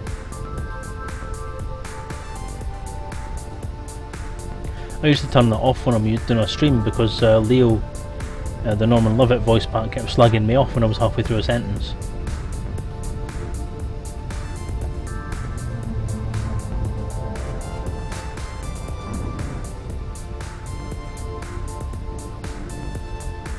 Alright, so once it's on, it's on. It's not like a toggle. Oops! Oh well, that shows how much I know.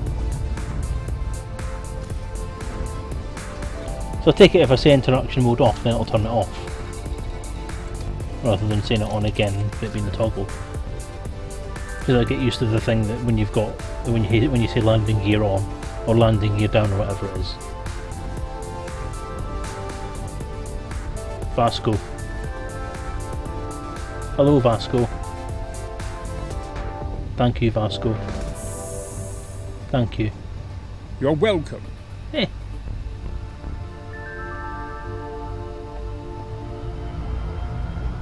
Engage jump drive.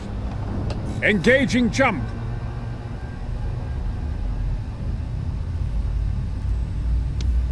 Leo's good, man. Norman Lovett's very deadpan with his delivery of stuff, and it's very good, the sort of scripting they've got, but he goes on about Dave, who's supposed to be an AI dog, and just every now and again, if he's on interaction, then you get this, Dave thinks you suck, just now and again.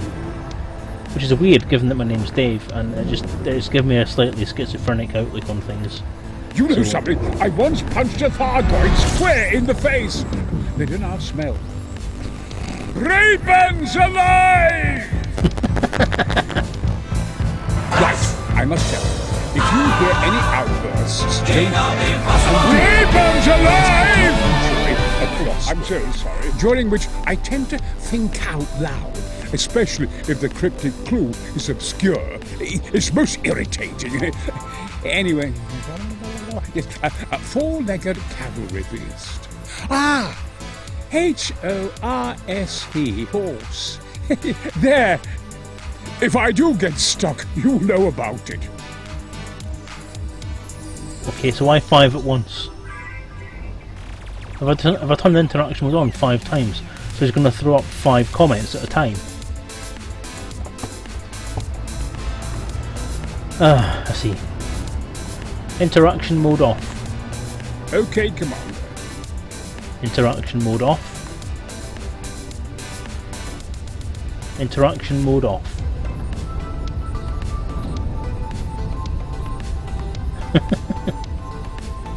Have I broken it? Interaction mode off.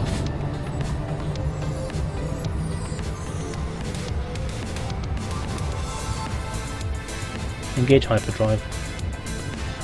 Engage jump drive. Engaging jump.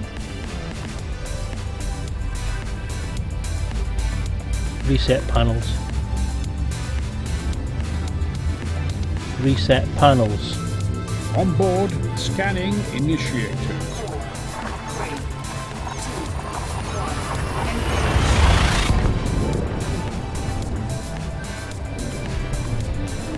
Interaction mode off. Yep.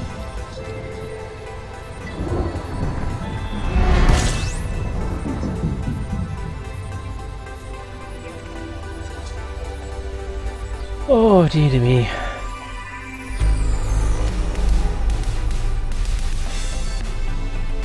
No, what am I doing? Just stop it. Interaction mode on. Interaction mode.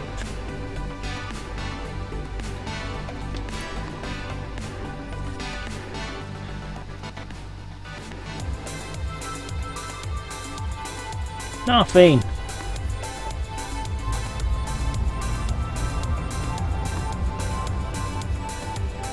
Engage jump drive. Engaging jump drive.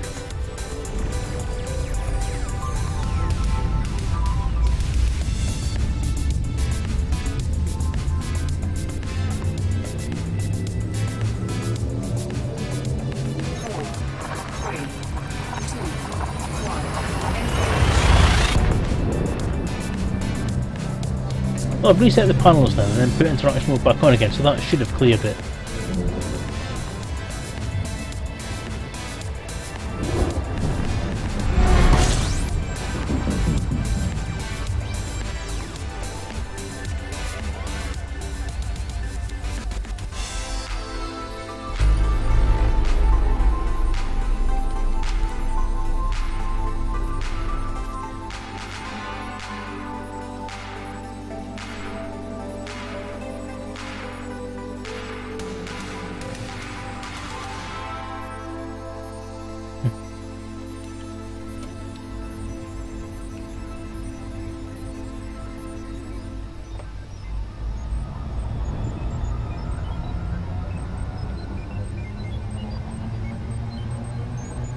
Engage jump drive. Engaging jump drive.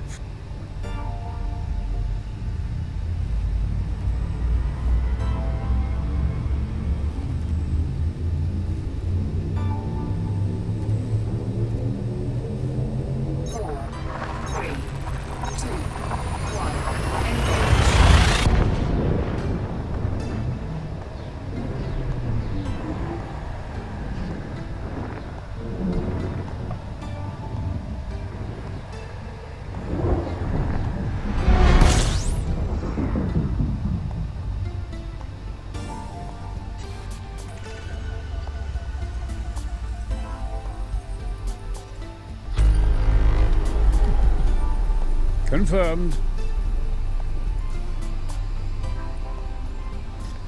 Nothing.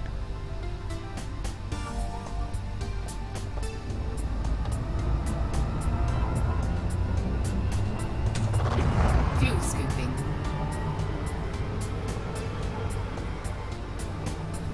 Oh, Midden's the Scottish guy, yeah.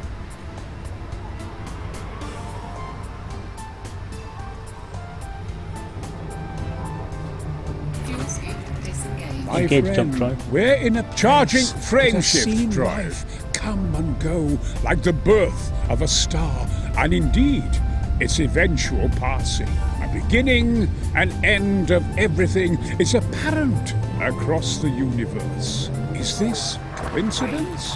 Chance? Is it all in the design? I know what it is, of course. It is mystery. Plain and simple. Embrace it.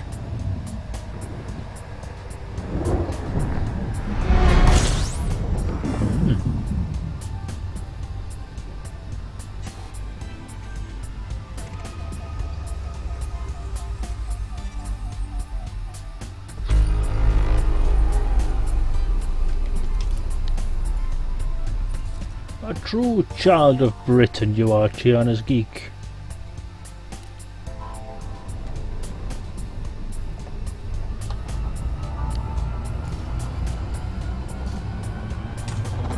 This is the last jump on my route. Fuel scoop disengaged. Engage jump drive. Engaging jump drive.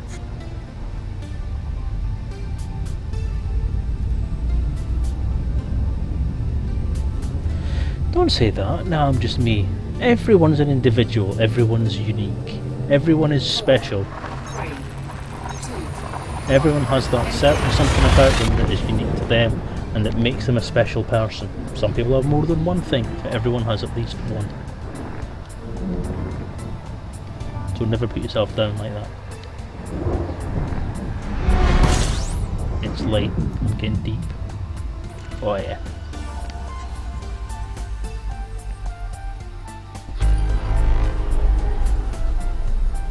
Okay, that might be the highest amount of objects I've had in the system now. 39.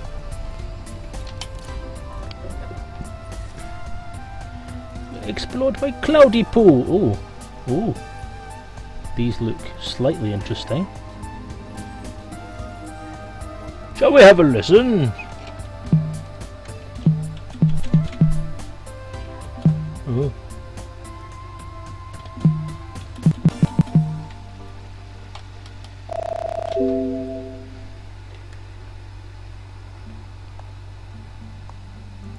Right, quite just now synoptics.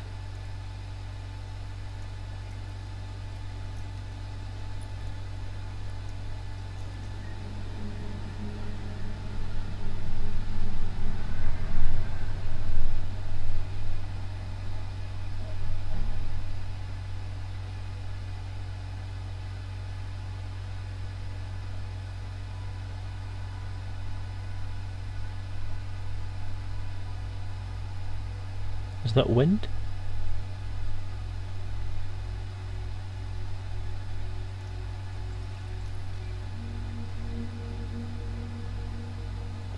Typing on. Typing on. Keyboard mode on.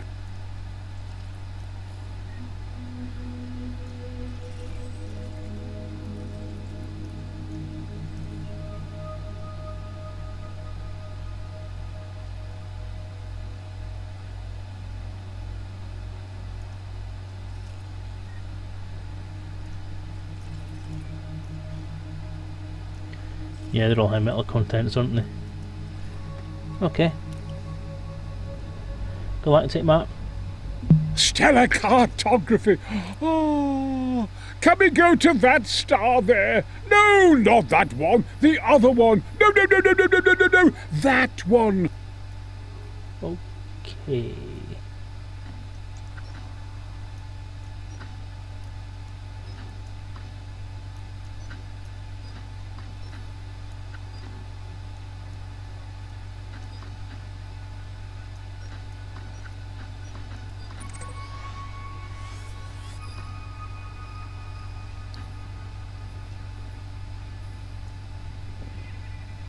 So I'm probably just over 1,000 miles away.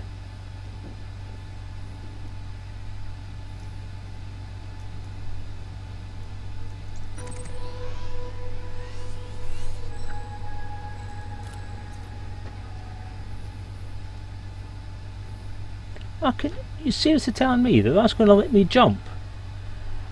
What? 300, nearly 400 light years without actually having to refuel? That's impressive. Okay, let's go there then. I'm going to play until about 11 o'clock tonight, I think. That'll be a roughly 3 hour stream then.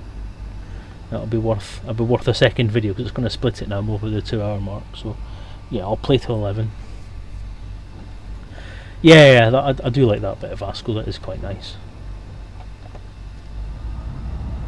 It's an awesome pack. I just think it's been very well put together. It really does make use of his talent as a large ham. Of the highest class, obviously. fuel scoop disengaged. mean, I do want to play with minus and have a bit of minus on there now and again, but I just enjoy Vasco so much. Now that I've got the interactive mode on, that's going to be even better. Engage jump drive. Engaging jump drive.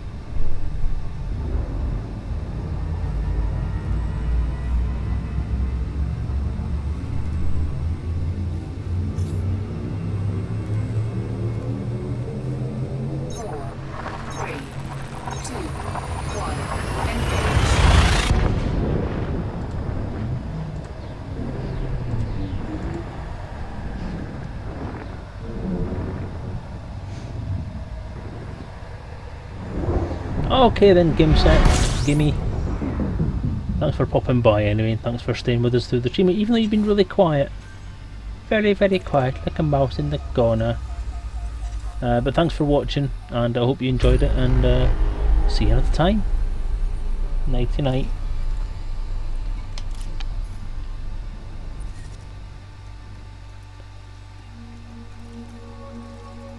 Oh.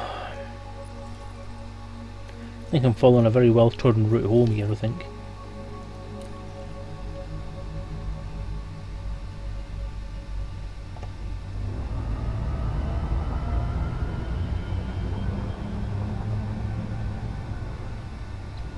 Engage jump drive.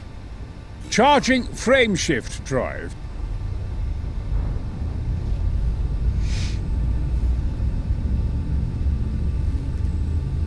I got a bit tied up with something just after our exact did something earlier, so I'm going to go back to that because it's probably worth a bit of a hint in case anyone read it in chat and wondered what it was on about. So that Arzak and I know each other from way back because of painting textures, because we collaborated on the T-Nesla Orbital Graveyard plugin for Elite, and Arzak did the skins for the, was it the Ankh Fighter or the Wraith Fighter it was called?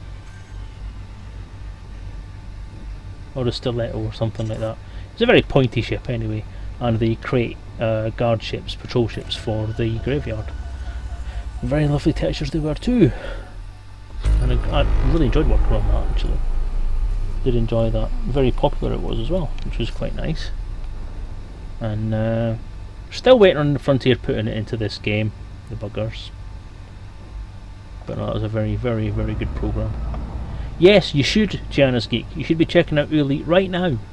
Right now, as it were. Well, not right now because you're watching me, which is far more important. Ankh. It was the Ankh. Yeah, I was wondering. I know they are both, the Ankh skin and the crate skin both had Ankhs on them. So I wasn't sure if it actually called the pointy ship the Ankh one. But yeah, it was fun. No, Elite's brilliant, and the latest version of Elite, Gianna's Geek, has all sorts of graphical coolness in it.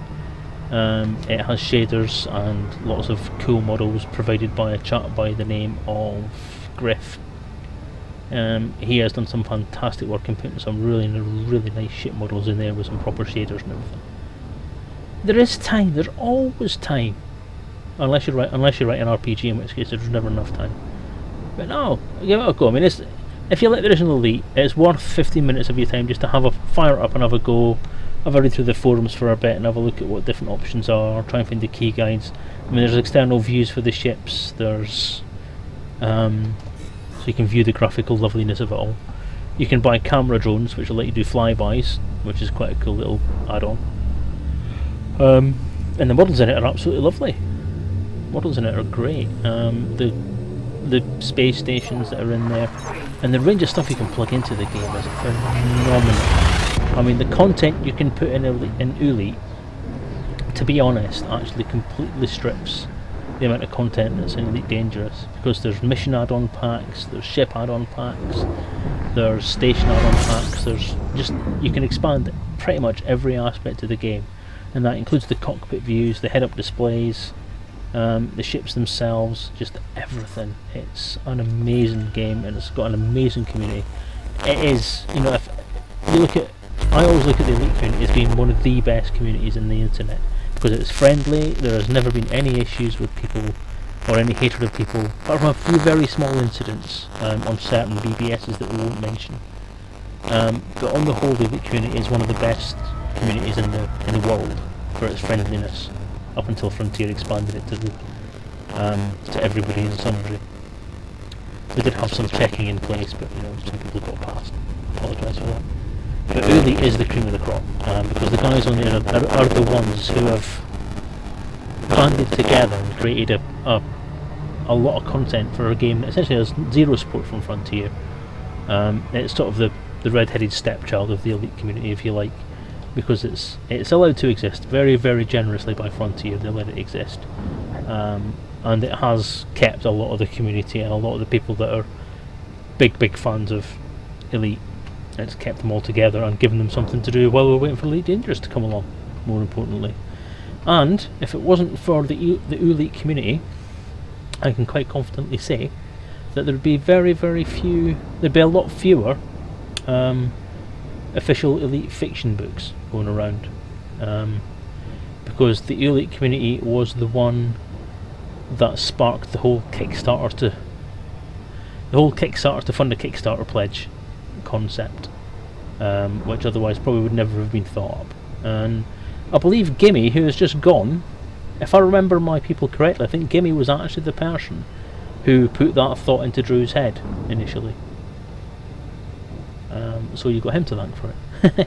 Yeah, I may be wrong, I'm not entirely sure, but I think it rings a bell that it was Gimme that first brought that up on the forum, because Drew obviously did the Elite trilogy, which ended up being a quadrilogy, I think, and that was pretty much what sparked off the whole fan fiction thing.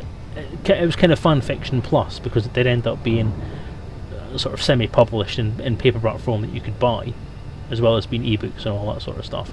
And it was the first really professionally put together Elite fiction, I think, or Elite fiction if you like, to be put into a book format, edited, reread, read, checked, typeset, not typeset as such, but so on. No, you're talking about the huge particle accelerator, the HPA saga, which was the Elite BBS, which sadly seems to have pretty much gone now. But no, that was a whole separate thing. That wasn't as professionally put together as the Elite trilogy was. It was a very, very well done collaboration, but it was very ad hoc, and there wasn't a lot of creative control over it. It was essentially just everyone putting in the bits they wanted to put in with their own bits of characterization and so on. So there wasn't a consistent kind of single narrative, but it was a saga, and it was probably the most complex set of stories and interlinking stuff that has been put together for Elite, and the single biggest coherent story through the Elite universe in fan fiction, as far as I'm concerned. Sadly, if it had been given a little bit of love and a little bit of professionalism behind it, some editing, some proofing, and maybe someone to just sit there and go through it and put it all together as a coherent narrative, I am sure that would be a bestseller, because there is so much action, so much characterization, and so much stuff in there. It's worth picking it up. If you want to have a look at it and you don't know where it is already, I couldn't give you the main address of it at the moment, but I know that I host it on my site as well. So if you go to daftworks.co.uk/elite, not Elite RPG, I'll stick a link in there just for the sake of doing it. Capitals again.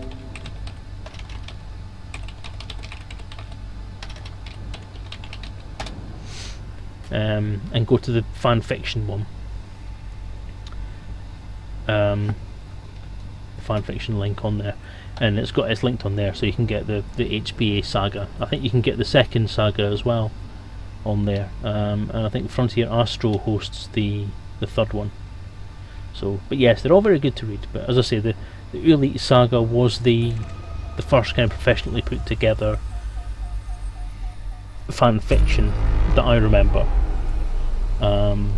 And Drew, being the consummate professional that he is, put a lot of work into making sure it was actually suitable for publication and for putting out as an actual set of novels, which I think went a hell of a long way towards getting a lot of people behind doing things like the fan fiction or the buying the pledge packs for the writer's pack and so on. there's a part of me that actually wonders whether or not Frontier took a look at the Elite saga and said, okay, well, fair enough, there's maybe an idea there. Or whether the whole fan fiction as published novels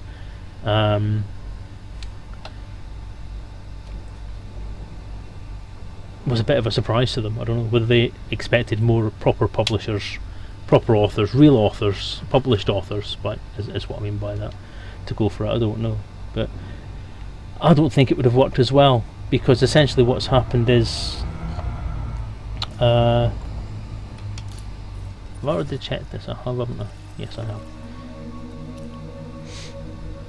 I just think that the people that picked up those packs did such a good job of bringing what they loved about the Elite universe into a novel form, and everyone had their own take on it, their own take on the fiction side of it, and I just think it made it so diverse. But if it had gone to established publishers and established authors, or been farmed out to people who wrote novels before, as we saw with the Golang stuff, yeah, it hit a few notes, but it was standard sci-fi. You know, it was you could have changed the names and stuck it in any sci-fi universe. But I think the stuff that came from the authors, from the Kickstarter pledge, the Kickstarter kickstarted pledged authors, was in the universe. There were hints. It was obvious that the knowledge of the franchise was there from the content of the books. And it was books that you could read it as a new reader or newcomer to the Elite community. You could read that and enjoy it and think it was cool, but you could read it as an Elite fan, and there was so much more depth to it. Especially Drew's one. So many little bits and pieces from Elite in there as well that you managed to hide in there. Well, not hide as such. Obviously, it went through, as it were. But so many bits and pieces you got in there was brilliant. So, yeah, I think the prose now that's in there is so rich and so full. It's just, I think it's a job well done. I really do. I still think it's one of the best things that happened to the Elite community was actually releasing those writers' packs. Reclamation is my favourite. I will stand here now. I am a Drew Wagar fanboy, and I will always be a Drew Wagar fanboy because the man is a god. He really is. He has put together such a well-crafted story with so much depth to it.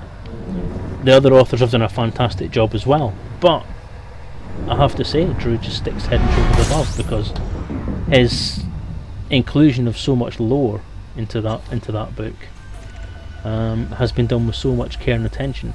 And I think I'm going to go on a bit of a vent again now, but I think having been kind of pushed to one side, like most of the authors have done now, is the worst thing Frontier could have done to us all, because I know a couple of the authors are feeling the same way, that they've been kind of pushed to the side because of all this new content that's supposed to be coming out and stuff that's going on like Powerplay and so on, and not asking the authors that are sitting there ready and willing to do some work for nothing, basically, to get their lore into the game, and they've been totally cast aside. And I don't agree with that at all. I really don't understand Frontier's point of view on that. But yeah, I mean, the depth those guys have got into it is just great. Drew, head and shoulders above. If you can get his book, if you haven't already got it, grab it. Read it both yourself and read it by audiobooks. I'm sure Toby Longworth's reading of it is great, but do a look for Drew's readings, because Drew's readings from his own book are fantastic, and they were actually the thing that got my wife into the Elite universe, because his reading was so engaging. It just puts you in the world. His characters are so alive. And I know, as a bit of an amateur author myself, I know there's a lot of yourself that goes into writing a lot of these characters. And he knows he can put that part of himself that went into creating a particular character, he can bring that to the front as he reads it, and it is so amazing to watch, or even to listen to. The passion he puts in, and the content he puts in, and just the life he brings to it. Oh God, I love the man. If I was that way inclined and he was single, you know, I'd be there in a shot. Just to listen to him talk to me and read to me all night. He'd never get anywhere. He'd be stuck in the house all day reading to me. Oh, I don't know. Nah, fine. It's a shame. Looking forward to Canadian Power. Yeah. See, they were building up towards it. That's the thing I don't get. Fuel scooping.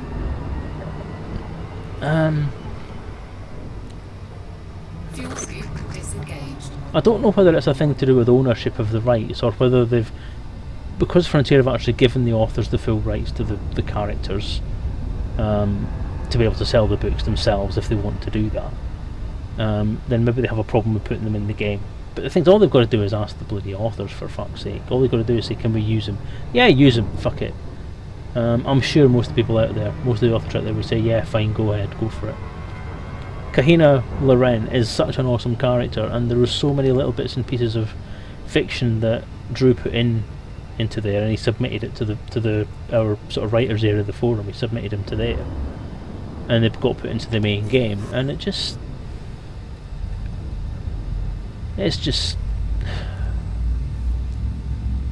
it's a bit harsh. I just think it's a bit harsh. They built it up and they built it up and they built it up, and they kept on mentioning Kahina, and then they bring up this power play thing. First thing that goes through anyone's mind who's read those books is, ooh, how many characters from these stories are going to get put in there? Kahina being one of the main things, because she was obviously a main character. And as a senator would be obviously up there in the top round. But yeah, recently, yeah. And Drew has said that, as far as I'm aware, Drew has said that primarily because of the fact that Frontier won't go any further forward with it. So he has essentially wrote something up saying that Kahina vanishing is the last thing he wants said, and it's the last thing that will be said now. And he said quite publicly on his blog that he's had enough now. He's had enough of the Frontier stuff at the moment. He wants to go away and do his own books, and live in his own universe that he doesn't have to answer to anybody else, and he won't get shat on from on high. And I'm sorry if that sounds harsh. You see, this is one of the reasons why I don't get much love from Frontier sometimes, is because I am fairly honest about the way I feel about things. And as a publisher, Frontier are doing a fairly good job of getting these books out and marketing them and so on, but they could be doing a hell of a lot better, and they could be doing a hell of a lot more to tie this huge wealth of fiction into their game, and they're missing a huge opportunity.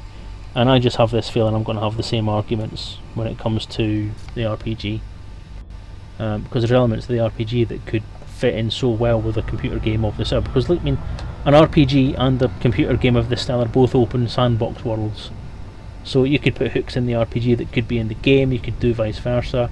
I have certainly put as many hooks as I can get from the game and its background lore into the RPGs I can get in, and if it just goes out,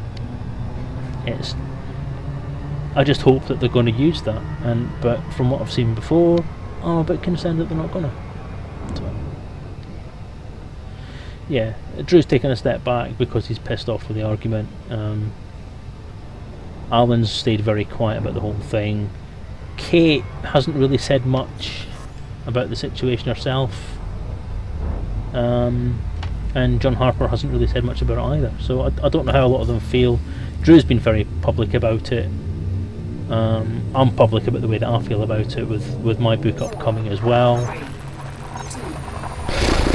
So I don't know. And there are concepts in my book that I'm hoping will make it into the lore as such.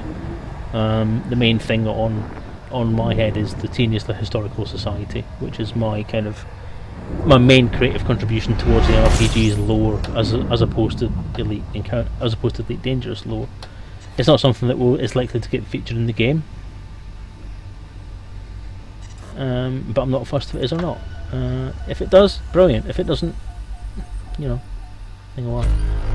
But I mean, the RPG will be published. It will be there. It'll be part of it. But whether or not it ends up being something that is expanded on or is used to its full potential within Frontier's canon, is that the way to say it?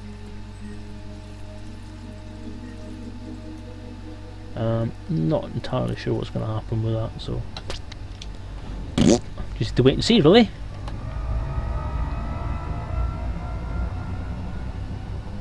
Engage jump drive. Charging frameshift drive. That was a bit of a vent, wasn't it? Where'd that come from?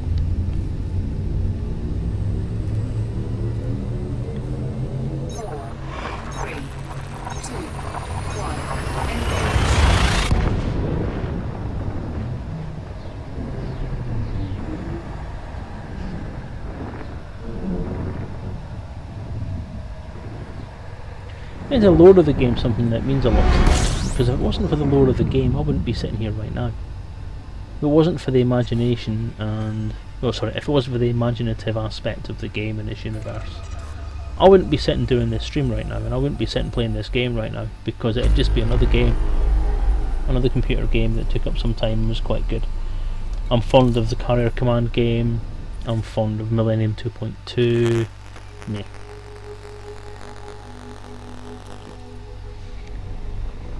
But they were games that were fun for a while. And although I do have things in my head about those games, nothing has pushed my imaginative boundaries as much as the Elite universe has. And it's because of the way it was packaged and because of the way it was marketed and all the effort that went into the original game and its content. Now, there are a few questions over where that came from at the moment. As people are possibly aware, there are other people that were involved with the creation of Elite in the first place. Not just Braben, not just Frontier, not just various other people, but it's one of those things, who was responsible for what? And I honestly don't know the answer to that question.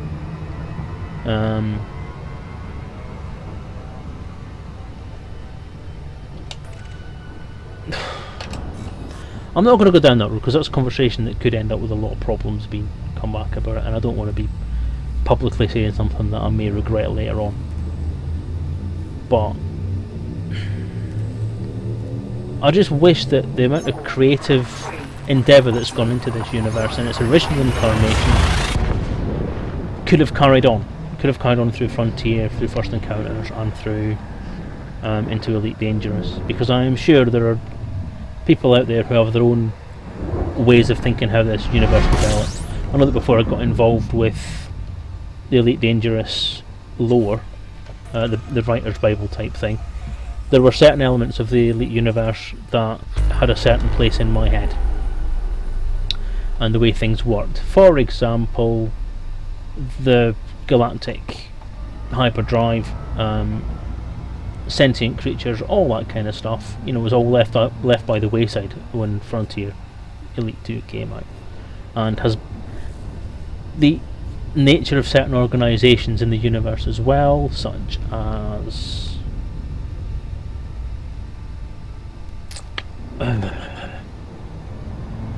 Galcop, for example, or even INRA to an extent, Gasec, all those big corporations that were mentioned in the original Elite and then were never really taken any further, were huge organisations. And obviously, Galcop was a huge organisation within the galaxy. His Majesty's Naval Service, or whatever it was called, that kind of stuff, all that could have gone somewhere, but it seems to have been pushed to one side, so not entirely sure sort of where that kind of falls by the wayside. I'm getting myself tied up now, because I'm trying not to say it in certain ways. I'm trying to say certain things about certain things. The original Elite was a whole different kettle of fish to the direction everything else went in, because David Braben took the Frontier, the Elite franchise, and went across the Frontier, First Encounters, Elite Dangerous route with it. And then, in the process of developing Frontier, a lot of the Elite lore was left behind, and that's a shame. I think that's a shame, because I think Galcop and the way that the Elite universe was structured in the original game was much, much, much more engaging than what we got with Frontier, which was your standard Federation versus Empire shit, which had been done in Star Trek, Star Wars, you name several franchises of sci-fi stuff, and you've got your standard Federation versus Empire, your standard democratic versus dictatorial thing, whereas Galcop was very, very fluid. Galcop was a loose alliance. It was like the Alliance is now, and I think the Alliance was brought into First Encounters to try and bring Galcop back in a kind of way. But it still misses the fundamental part of what was good about Galcop, was the fact that it was Elite, It was the original game's main organisation. There was no mention of anything else. There was the 44. That's a new high. There was the Thargoid War was going on, which gave you it was a fairly standard aliens attack thing, but you know there was something a bit different. But what's that?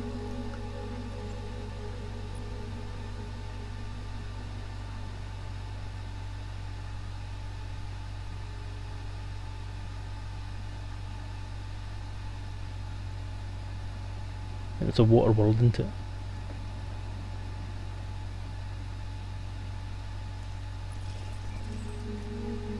It's an unexplored system, though. That's one thing. Ooh. Alright, okay. We'll explore this. It'd have to be, wouldn't it? I'll grab the sun. Then I'm going to go straight out and have a look at that potentially water world.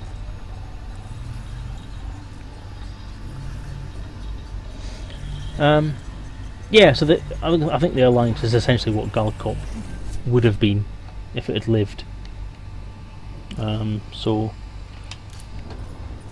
the fact that it's now starting to encompass those worlds, the old worlds and all those stuff, is perhaps a good thing. But I miss Galcop. I miss the whole intricacy of Galcop, and the fact that we spent a good while developing our own little personal histories of what was Galcop about and how did all these alien creatures get brought around, and I even had fiction about, or fan fiction about, these alien races and where they came from and so on. And it's I don't know, I miss it. And it'd be interesting to see another person's viewpoint on sort of where the Elite franchise could have gone, or where the Elite universe could have gone more than anything else, not necessarily the franchise. I think what we've got now with Elite Dangerous is beautiful. I mean, I really, really do like it. It is the best space sim that I've ever played, because it is graphically beautiful, the controls are nice, the way the system works is nice, the presentation's gorgeous, the stellar forge and all the stuff that goes behind it and the detail that's gone into the stuff around it is absolutely beautiful, and I love it. So I hope Frontier don't get me wrong. I am not pissed off in any way, shape or form by the direction that the franchise has taken and where it has ended up. As far as the games are concerned, I think Elite Dangerous, I think I would rather quite happily forget Frontier and First Encounters, I'll be honest. I hated them. I played Frontier for a while and I did get into it for a bit, but it just, there was nothing to it. There was less gameplay and less immersiveness in it than there was in the Elite game. But Elite Dangerous has taken what was Elite, taken the core components of Elite. It's a water world, yeah, I thought so. Of what was Elite, and it's brought it back to be something great again.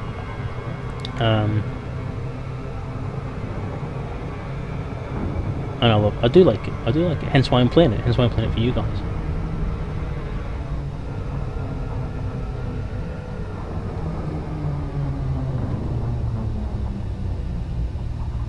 But that said, as I said, I would enjoy seeing where it could have gone if it hadn't gone down the Frontier Elite 2 and Frontier First Encounters road.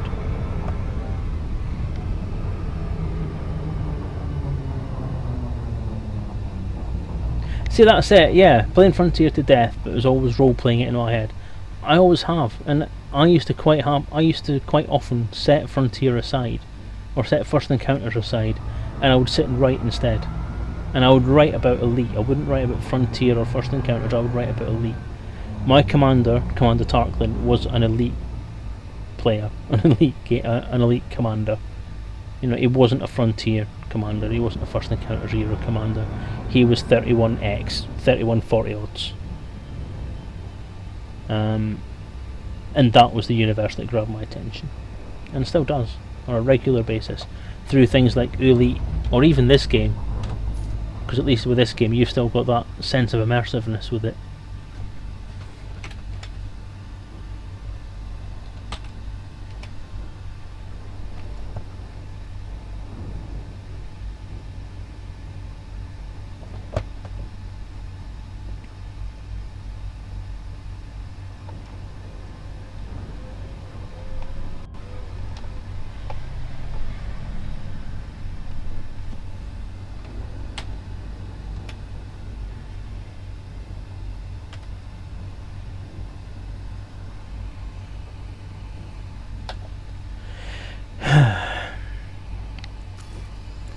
I was going to explore this system, wasn't it? Because it's a virgin one.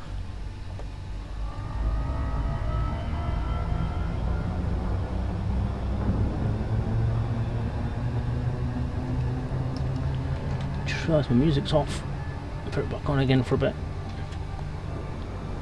I'm going to explore this system, apart from the rocks, obviously, and then I'm going to head off. I'm going to head off for the night, I think.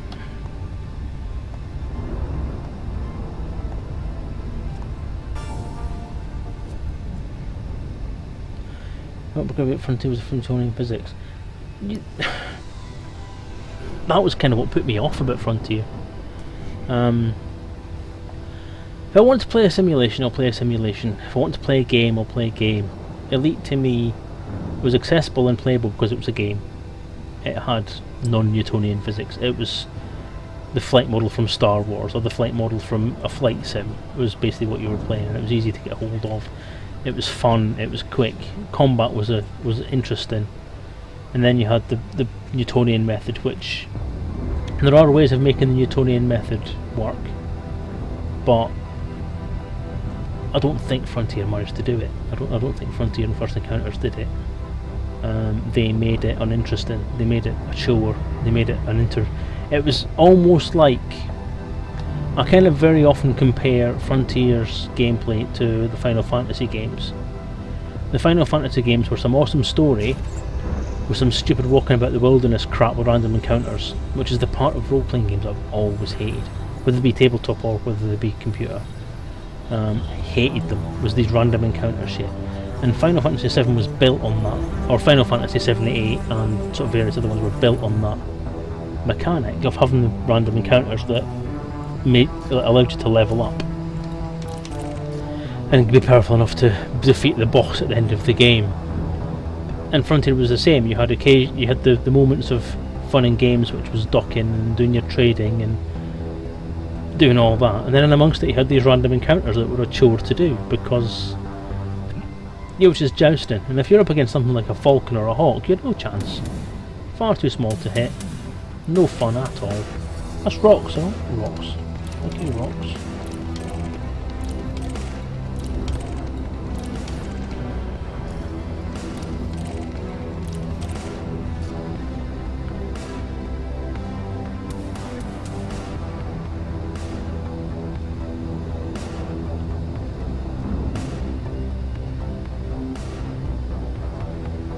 I haven't seen any NPCs exploring.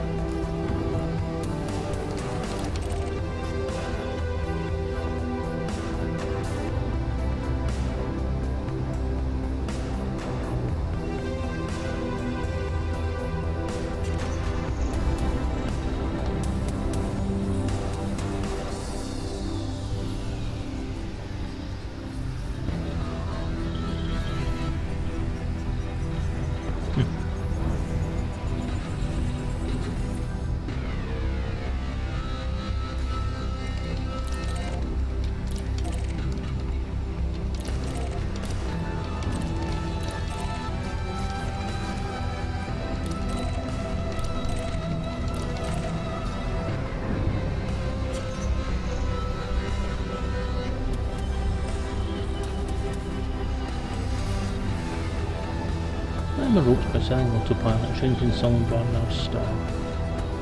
Motion because what can't seem to duplicate an ED. Well, no, you won't be able to duplicate it because it's a totally different system. I mean, Frontier Advertising has been a kind of a mesh between the Frontier system and the Elite system, but primarily it's the Elite system, with the option to have flight assist off, which still isn't fully...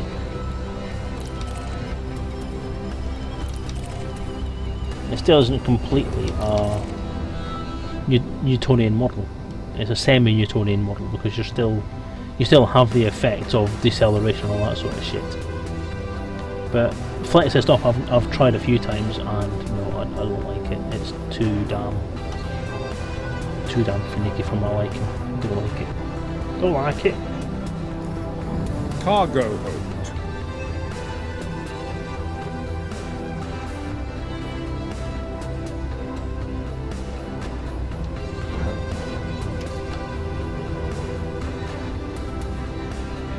I have Anthony Olver getting in touch with me and asking if I've done the Amiga Elite review yet, which I've done half of.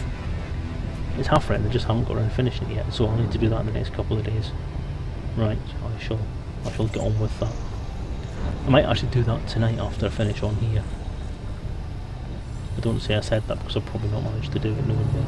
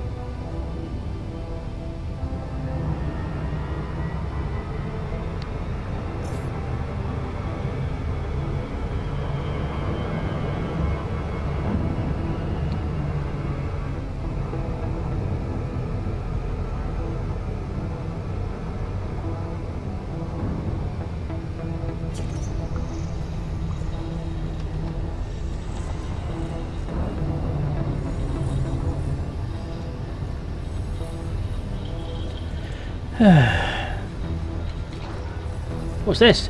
Coup! Coup's here! Flight assist off, Good useful for Gates Viper Turnabout Challenge. Did you go to Hutton? Did who go to Hutton? Me? Let's call it a night. Oh, right. Okay, Galactic Midden, that's fine. I fully appreciate the fact you can't tonight because Psycho Cow's here, that's very understandable. I'd be scared off as well if it wasn't me that was streaming. Last thing, Frontier was when they shift cursor key glitch to scroll fast through GAN map until the event systems where we could jump to. Anyway, good night Galactic Midden, thank you for popping by and appreciate your thingy, your presence here all night. It's been awesome having you here. Take care. Psycho Cow, High Challenge, Geek Night Midden. Didn't have the energy or time, just saw the end of the cast. Cow.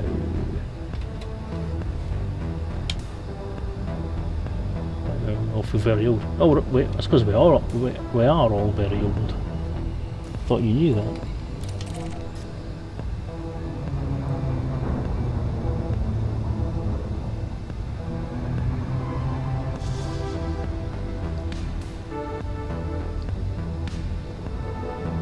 The light, it burns us.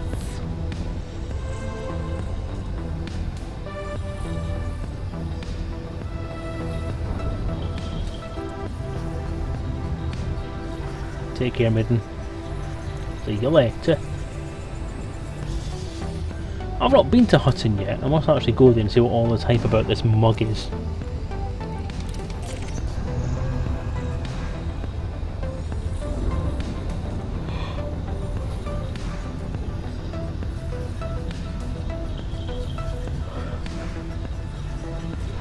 Yep, definitely going to finish off this system, then I'm heading home.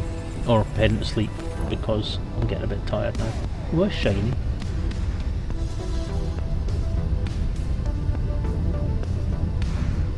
shiny planet. I'm gonna have to keep quiet now because my son's will be to bed by this time. So.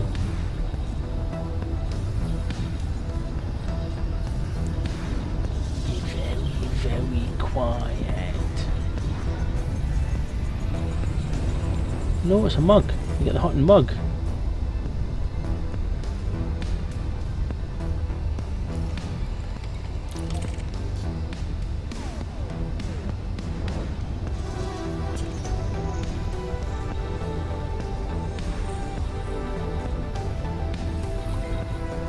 The new rare item that has been voted for by the community is the Hutton mug, which is created by using the discarded drive plates of irradiated ships or something like that.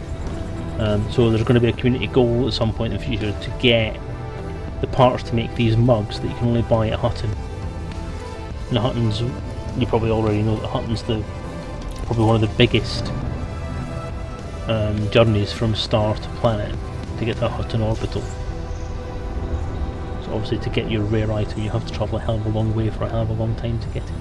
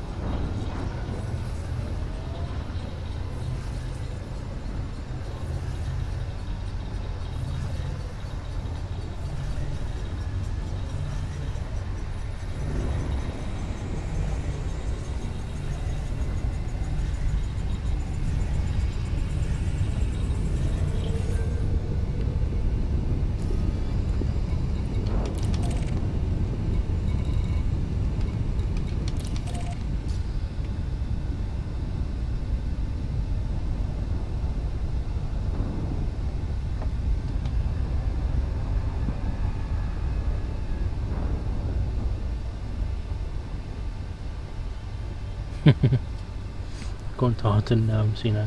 I was here before I started. I was probably there, I just can't remember it. But the furthest I've gone... no, it's not, because I went somewhere else while I was on my trip.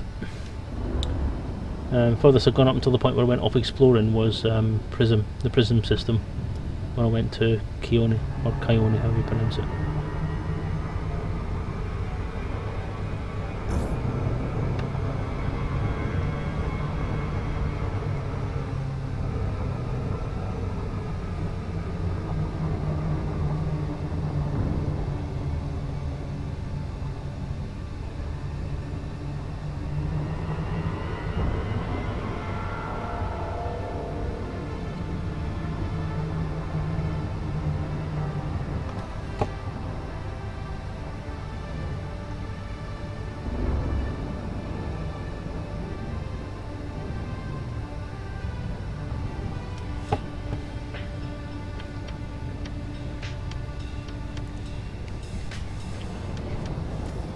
Could I also, another message from Anthony, could I also grab some scans, photos, some stuff, some behind the scenes RPG stuff like hand drawn notes to include my section on EU? Did you also have a copy version from the 80s? Yes, I did. Handwritten note stuff I think I've lost, which is a bit sad.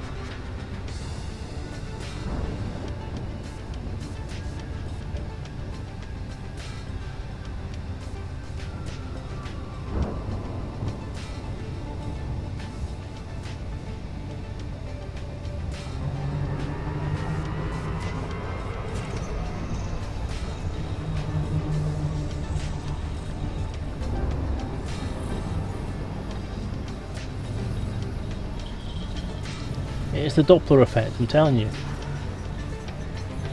Doppler effect because I'm slowing down now. Yeah.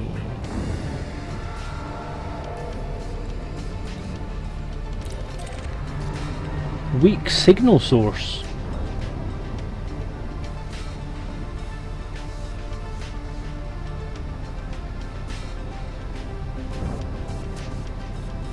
What do you think, should I?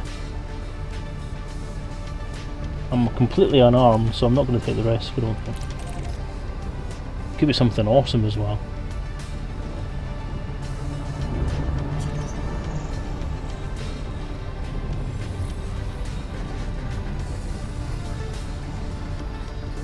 No such thing as HPAs in the game. So LPAs was about as big as you could go.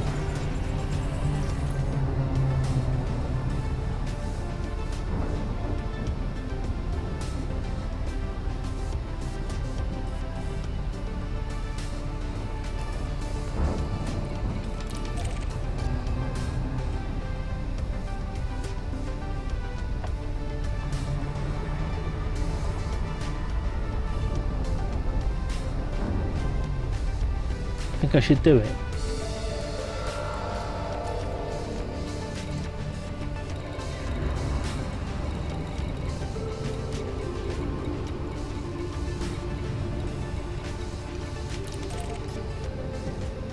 It's gone.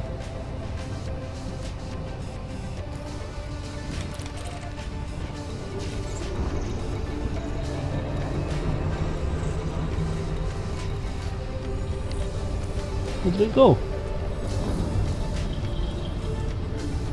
Oh, I'm gonna hit that. I got myself in half with that ring there.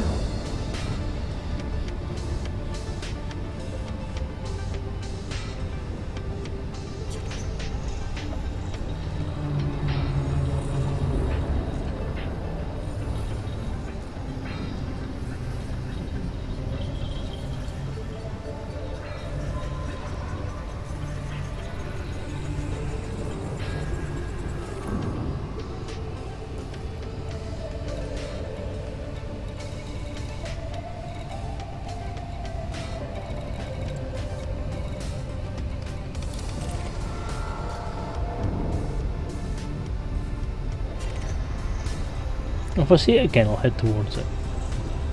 I shall intercept it.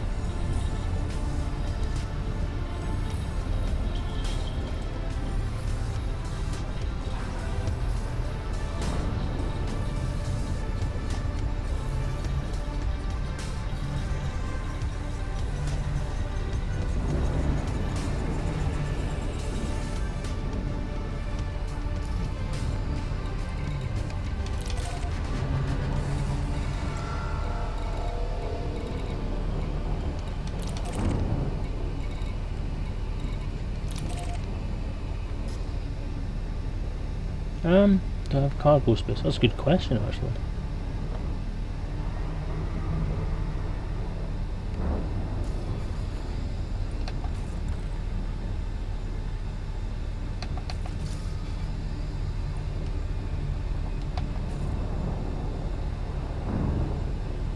No, I don't. Nah, cargo for me, like.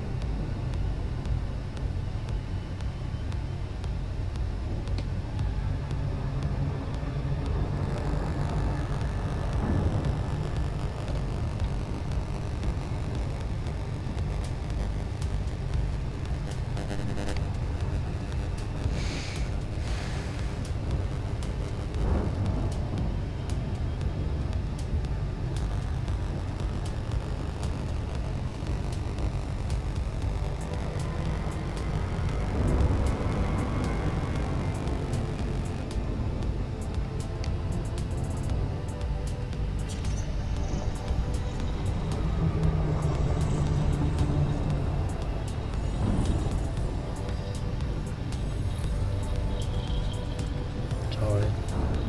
Negative.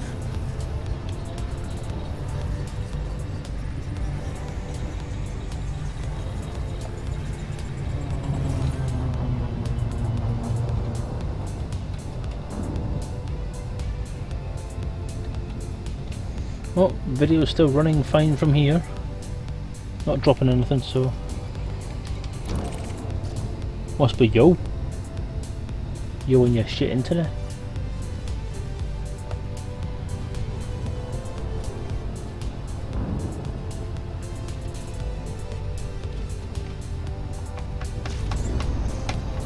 No, no cargo bays. I don't have any cargo space installed. I ripped everything out while I was exploring to make it as light as possible.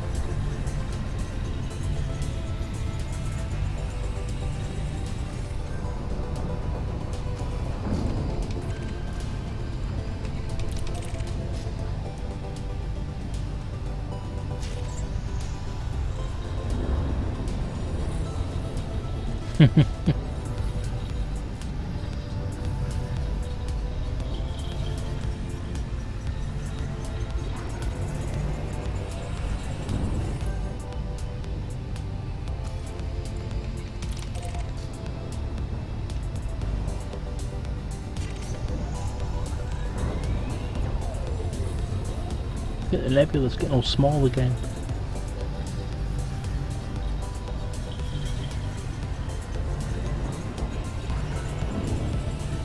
Oh, I can't do that, that's Mad Dog's trademark. Pissing on things is his job. Might as well go around and clean up all the piss.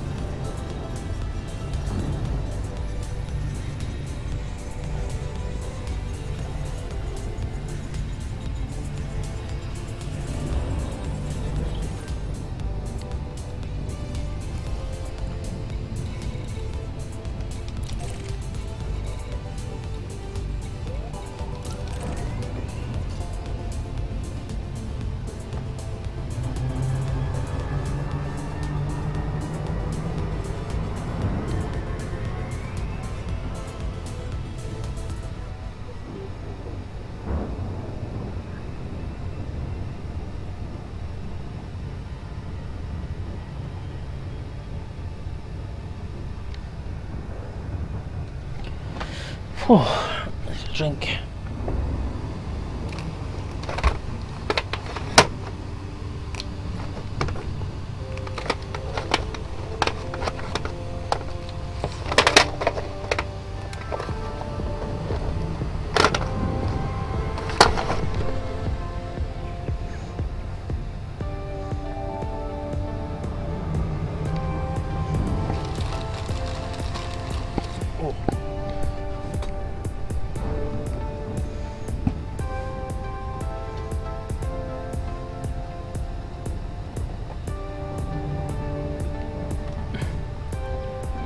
Tell you I've not seen her in the stream for a while is Edarin. Very rarely missed one of the very rarely misses a stream. It's not been on for a couple of weeks now, I think.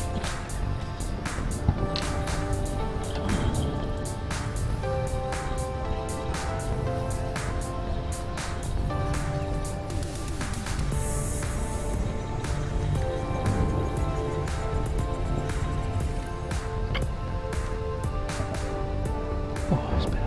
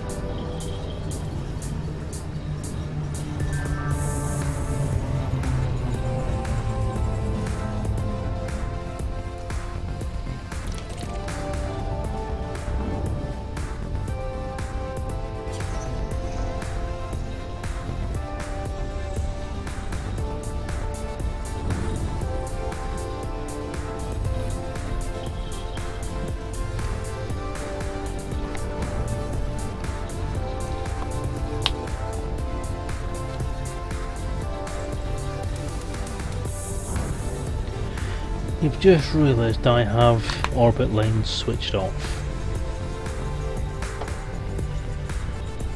Okay, I've had orbit lines switched off for almost a year, I would say.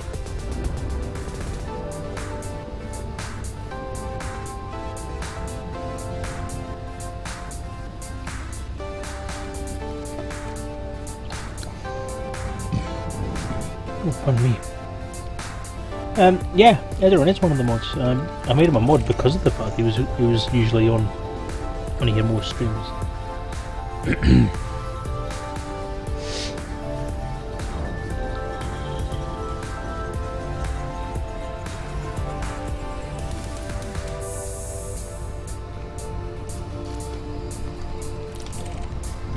I put the orbit lines off because, well, I don't like him. Just don't like him. Clutter up my screen with loads of orange lines that I don't like. So I got rid of them.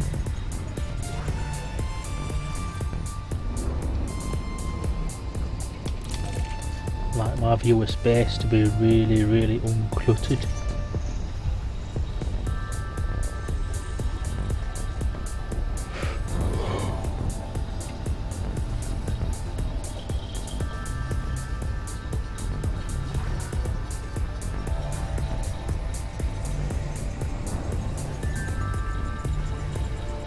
Don't know, there might be. Might well be, honestly, yeah. Probably. Oh, this bloody headset is auto centering bollocks. Stop auto centering my headset.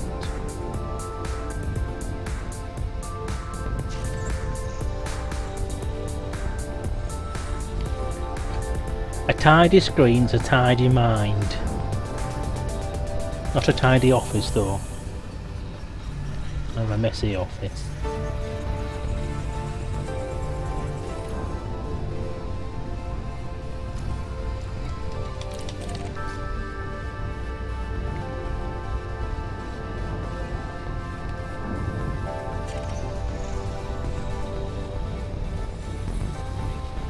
Not asking you to switch yours off. You switch yours off, that's your bag. Not up to me what you do with your clutter lines.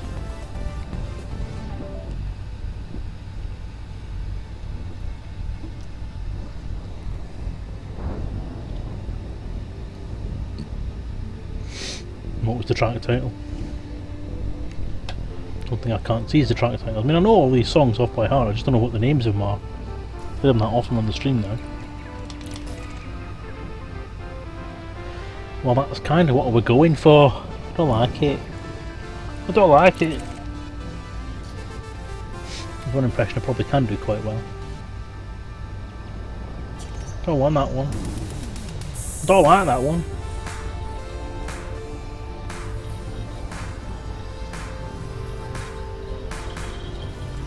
Night Run.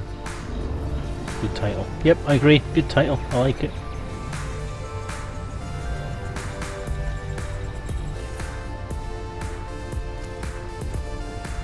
Am I done? Am I done? Oh no, the thing is. Ooh, is that one more up there? Two more little things to explore, then I'm done.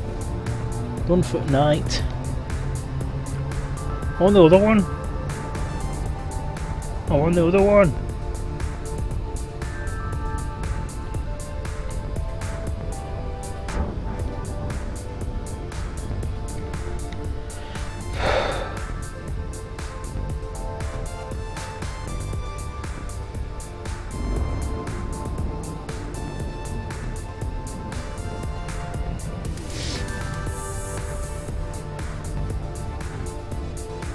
Yeah. It's weird how that works, isn't it?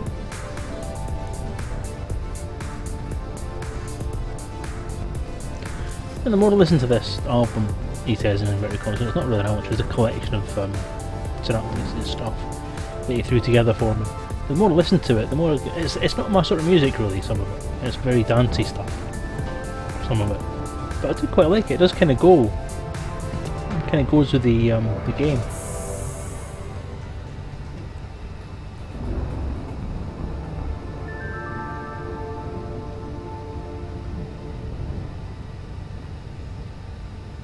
Did think at one point I might actually mix in the actual Elite soundtrack album into this playlist. Darren Gray, wow, we have writing royalty here with us tonight, people. All right, Darren, how are you doing? Thanks for joining us. You've actually just managed to pop in just as I'm exploring the last couple of things in the system.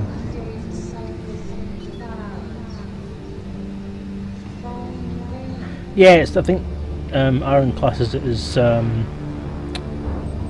is it synth pop? It's all various different synth things.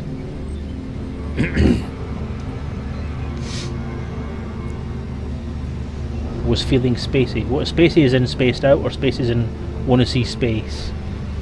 Both work. I don't mind. I don't mind.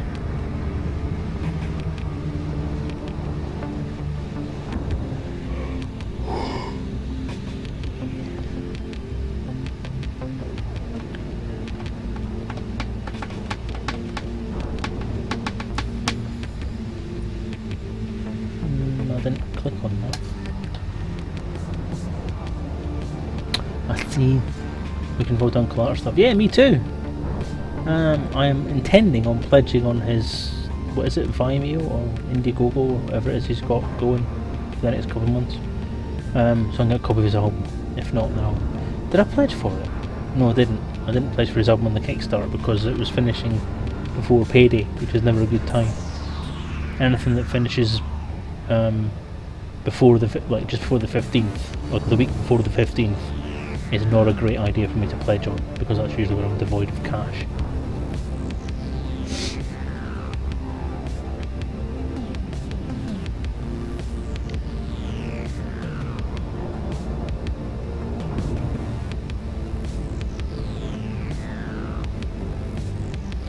Uncle Art is the performing name of Dave Lowe, who created the several soundtracks or several theme songs for computer games through the 90s, including Frontier. Including Frontier. Did he do First Encounters as well? Can't remember. Starglider 2, all those games, and he is doing, as part of his Kickstarter pledge thing, part of his Kickstarter campaign, he's doing a complete full orchestral remake of the Frontier theme tune, which will be awesome. Beneath the Still Sky as well, yep, right on Darren. Exactly right. He did quite a lot of stuff, and quite a lot of stuff under his belt, but I didn't know he did. So, yeah, awesome. I'm really pleased that he got his Kickstarter this time round. So he just skipped close, just skipped short of it on his first attempt at doing it, but did manage to blow through it at LaveCon actually. And I do think it's probably because quite a lot of push was given at LaveCon for it, a lot of publicity for it, which was highly deserved. Because the guy's theme songs are brilliant. He does quite catchy stuff, and he was actually name checked in one of my fanfics. Probably the only composer who has ever been, or the only modern day composer who has ever been name checked in any of my fanfiction, or possibly in any fanfiction of any type. Right, I think that's the entire system explored now. So as I said, I am off for the night now. I've had enough. Yeah, that's quite a transparent thing, right? Yeah, sorry Darren, you've just managed to catch me just as I'm finishing up for the night, so I do apologise for that. I'm usually finished by now. I usually finished about an hour ago at this point.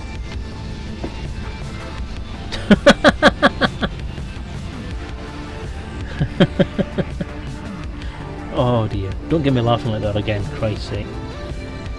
Yeah, I saw his daughter there and I saw the Amiga there as well, and I was tempted to go across and have a look, but I just thought, no, if I do, I'll just never move again.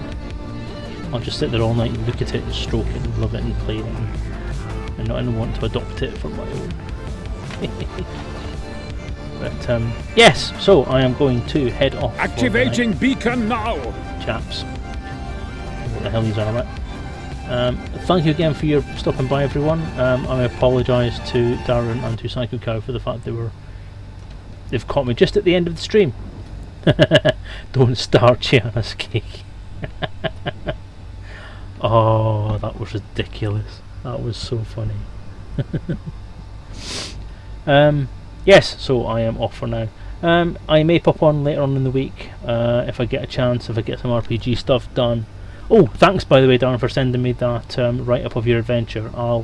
It looks like it should be okay to go in. I'll make some mods to it and I'll sort of write it up, or modify it and write it up in the fashion that I think it should be put in the book, and I'll let you have last word on how to shove it in there. So just let me know what you think, and it won't be right away because I want to try and get the vehicle stuff done because it's stuck in my head and won't get out of my head.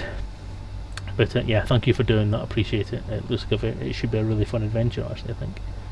So it was fun to play anyway, so it should hopefully be fun to stick in the book and have other people play it as well.